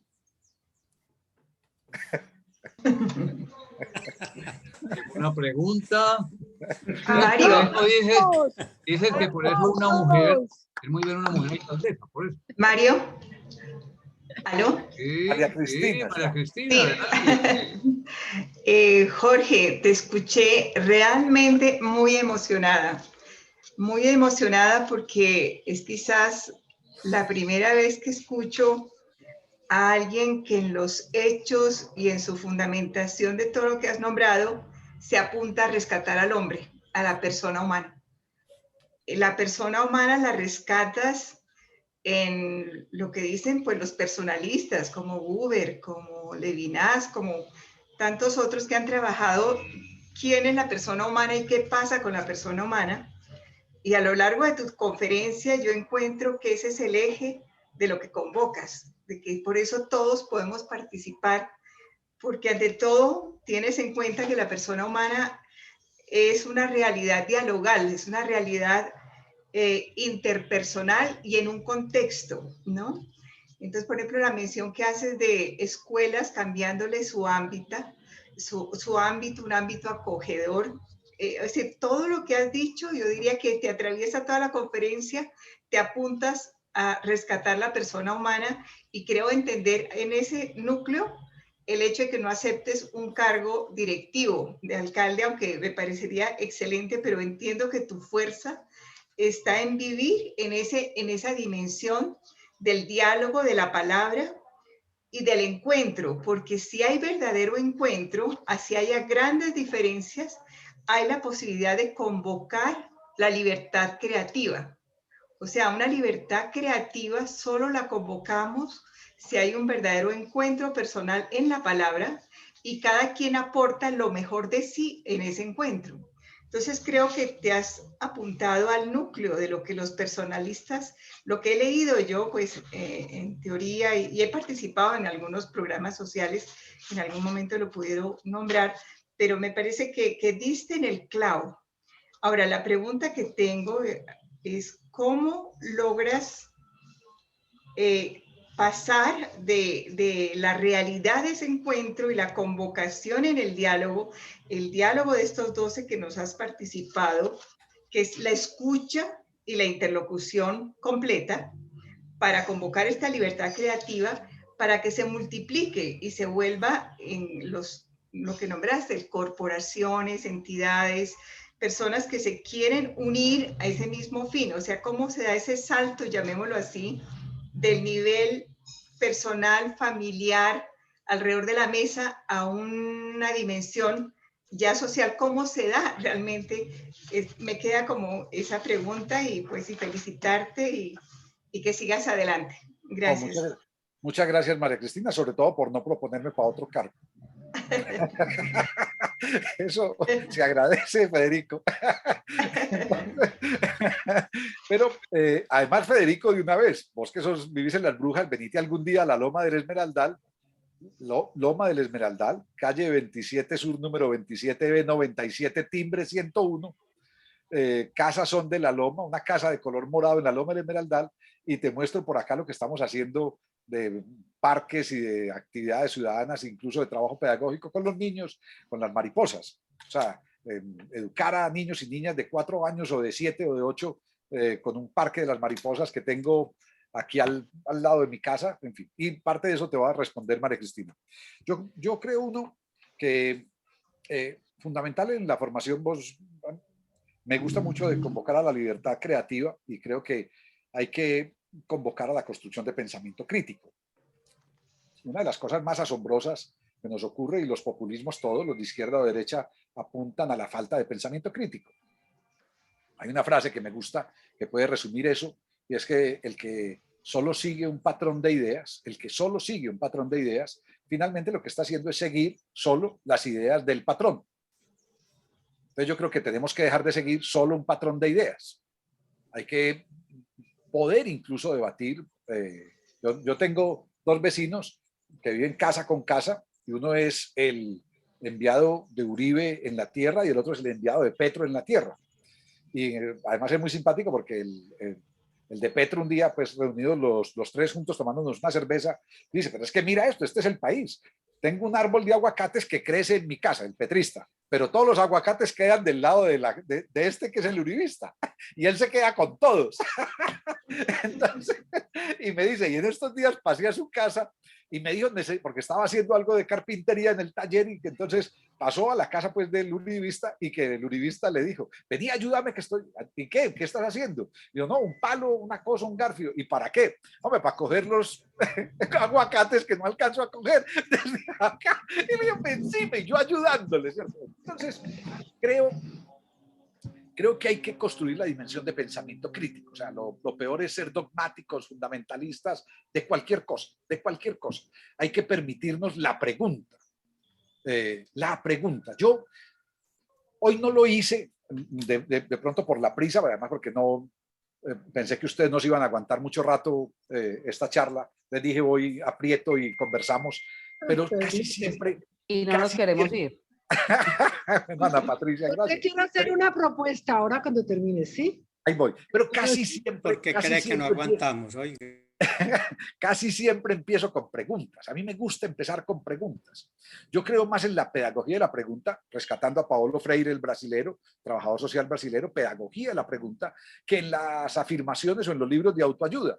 Yo en Brasil jodo mucho, les decía que he estado en unas 40 ciudades de Brasil, pero o sea, en algunas de esas ciudades 20 veces, y en conferencias 500 personas digo, ustedes tienen 2 Paulos en Brasil, 2 Paulos famosos, y no son futbolistas. Uno es Paulo Freire y el otro es Paulo Coelho. Si leyeran más a Freire que a Coelho, este país se salvaría. Pero la crisis de Brasil está porque se leen solo a Paulo Coelho, los libros de autoayuda y de autoafirmación. Entonces les jodo la vida pues por ese lado. Pero creo que hay que preguntarnos mucho, María Cristina. Creo que tenemos que hacernos preguntas y creo que muchas de las discusiones y de los debates que nos damos en la escucha y en la interlocución, si las atravesamos con preguntas, generan menos tensiones. Cuando alguien me hace una afirmación muy categórica o cuando yo hago una afirmación, Quintero es un mentiroso, alguien podría decirme, hombre, no te voy a rebatir, pero te voy a preguntar. Decime cuándo ha sido mentiroso, decime qué mentiras has dicho, para vos que es una mentira. O sea, podríamos empezar a hablar con el otro a partir de las preguntas. ¿Cómo convertimos eso en realidades? Con acciones ciudadanas. Con acciones ciudadanas. Entonces, dije que no lo iba a contar, pero voy a contar una acción ciudadana en mi barrio. Yo vivo en el barrio de Esmeraldal. Con mi esposa compramos una casa hace 16 años y esto eran solo casas y mangas. Y empezaron a construir. Y en el año 2012, varios vecinos y vecinas, alentados por 2 mujeres inicialmente, 2 vecinas, Paloma y Liliana, nos empezamos a agrupar para cuestionar la licencia de construcción de un edificio que entendíamos que no tenía por qué haberse construido o haberle dado esa licencia. Y empezamos a agruparnos y a estudiar sobre el barrio. Hoy somos un colectivo, nos llamamos Ciudadano Envigado, y desde el 2012 hasta marzo del año pasado, digo marzo por poner límite pandemia, logramos 3 o 4 cosas, resultados, agrupándonos, trabajando colectivamente, uribistas, petristas, ciudadanos de nada, en fin. Logramos tumbar las licencias de 9 edificios que ya tenían licencia y estaban en venta. Uno de los edificios tenía 66 apartamentos en venta, estaba vendido 100%. Tuvieron que devolver el dinero. Tumbamos las licencias de 9 edificios. Dos.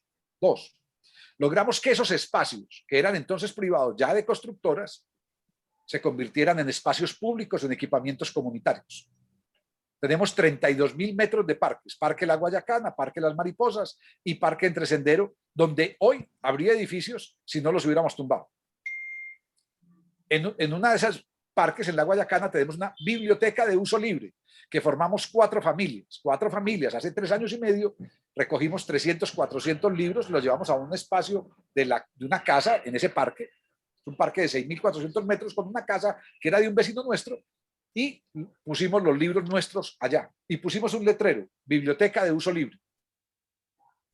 Coja un libro, coja 2, coja 3, lléveselos. No es préstamo, no los tiene que devolver. Si quiere los devuelve, si no quiere no los devuelve. Si quiere trae libros, si no quiere no traiga libros. No es trueque, es una biblioteca de uso libre. Yo fui el bibliotecario hasta hace 1 año y medio, antes de la pandemia, el que organizaba los libros una vez por semana, un par de horas. Hoy, ninguno de los libros que llevamos inicialmente está. Todos se fueron. Hoy hay más libros que nunca en la biblioteca. Todos los vecinos llevan y tomamos. Yo tengo aquí libros que he tomado de allá. O sea, es una biblioteca de uso libre, acción ciudadana. Tercer logro. Tenemos 4 casas que son públicas porque eran de constructores que no las habían alcanzado a tumbar. Las convertimos en propiedad pública a través de pagos de compensación urbanística y hoy funcionan 2 fundaciones. Crear Unidos, donde hay un café espectacular, el mejor café de Envigado está ahí, Café Crear Unidos en la Loma del Esmeraldal, abre 12 del día y cierra a las 7 de la noche, ojo, atendido por muchachos síndrome Down, porque esa fundación es síndrome Down.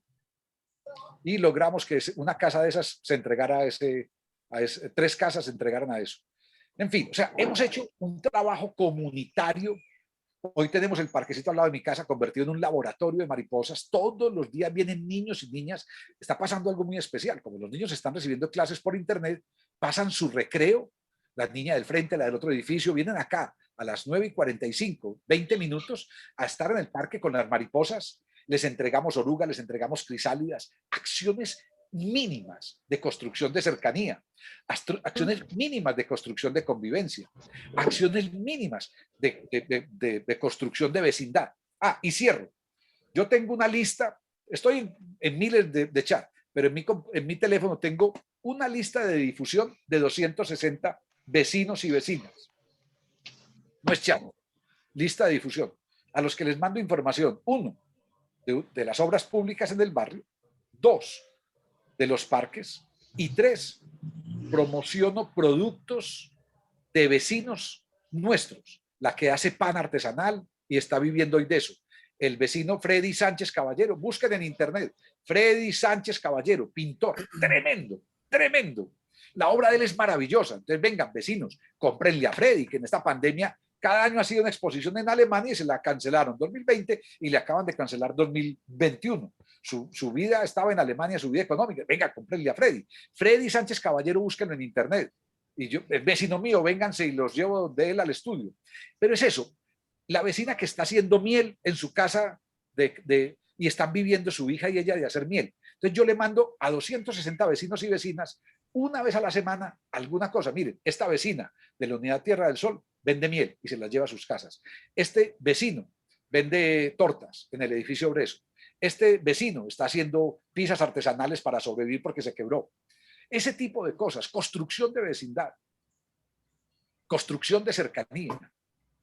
Muchos de nosotros no conocemos, yo vivo en una casa, pero ¿cuánta gente no conoce a sus vecinos de edificios? Ni se saluda. Construyamos vecindad en el edificio. ¿Cómo podemos ayudar a los ancianos? Digo a los ancianos. ¿Cómo podemos ayudar a las personas que viven solas? ¿Cómo acompañamos la soledad? Japón acaba, hace un mes, hace 2 meses creó el Ministerio de la Soledad. Japón. Hoy en Colombia, en Medellín, ¿cuánta gente hay viviendo sola esta pandemia? ¿Cómo acompañamos esas soledades? ¿Cómo vamos y leemos un rato con ellas? ¿O cuántas veces los llamamos al día a ver si están bien? Les hacemos un enyucao en la casa y les llevamos un poquitico. Cierro, María Cristina, en el parquecito mire, no sé si alcanzan a verlo, este es el parquecito al lado de mi casa. Sí, se ve. Ahí iba a haber un edificio y hoy tenemos, ustedes no lo alcanzan a ver, pero se van a reír de lo que tenemos. Es un parque para las mariposas y le pusimos así, Parque de las Mariposas. Lo hemos hecho solo los vecinos, solo, cultivando nosotros. La alcaldía no ha hecho un carajo, nos ha ayudado en los últimos meses con algo de abono y eso, pero de resto no hemos dejado ni siquiera que metan la mano. Y ahí tenemos sembrado yuca, maíz, auyama, sidra, cebolla junca, frijol, lechugas de 4 o 5 tipos, tomates de 4 o 5 tipos. O sea, tenemos 25 cosas de comida sembradas. ¿Para quién? Para el que quiera pasar y coja. El que quiera, pasa y coge. Hombre, es que me lleve una lechuga. Sí, es que para eso está.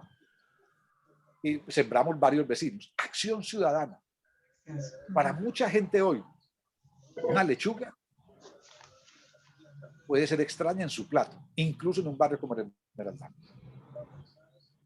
Seguridad alimentaria, o sea, todo. Es ocuparnos, y María Cristina, te respondí, cierro ahí, perdón la larga respuesta, te respondí. Muchísimas gracias. Es pequeñas acciones que tienen un alto impacto en la ciudad. Sí. Jorge, hay que multiplicarlas, que hacerle propaganda a ese sistema, porque yo no sé si le has hecho mucha propaganda para difusión, para que se multiplique. Qué bueno que se multiplicara en todas partes. Sí. Sería maravilloso. Bueno, mire, y Jorge no se ha tomado ni un vaso de agua. Sí, algo de agua he tomado. Bueno. Algo de agua he tomado. Bueno, faltó que nos dijera si tiene también sembrados aguacates de Petro y de Uribe.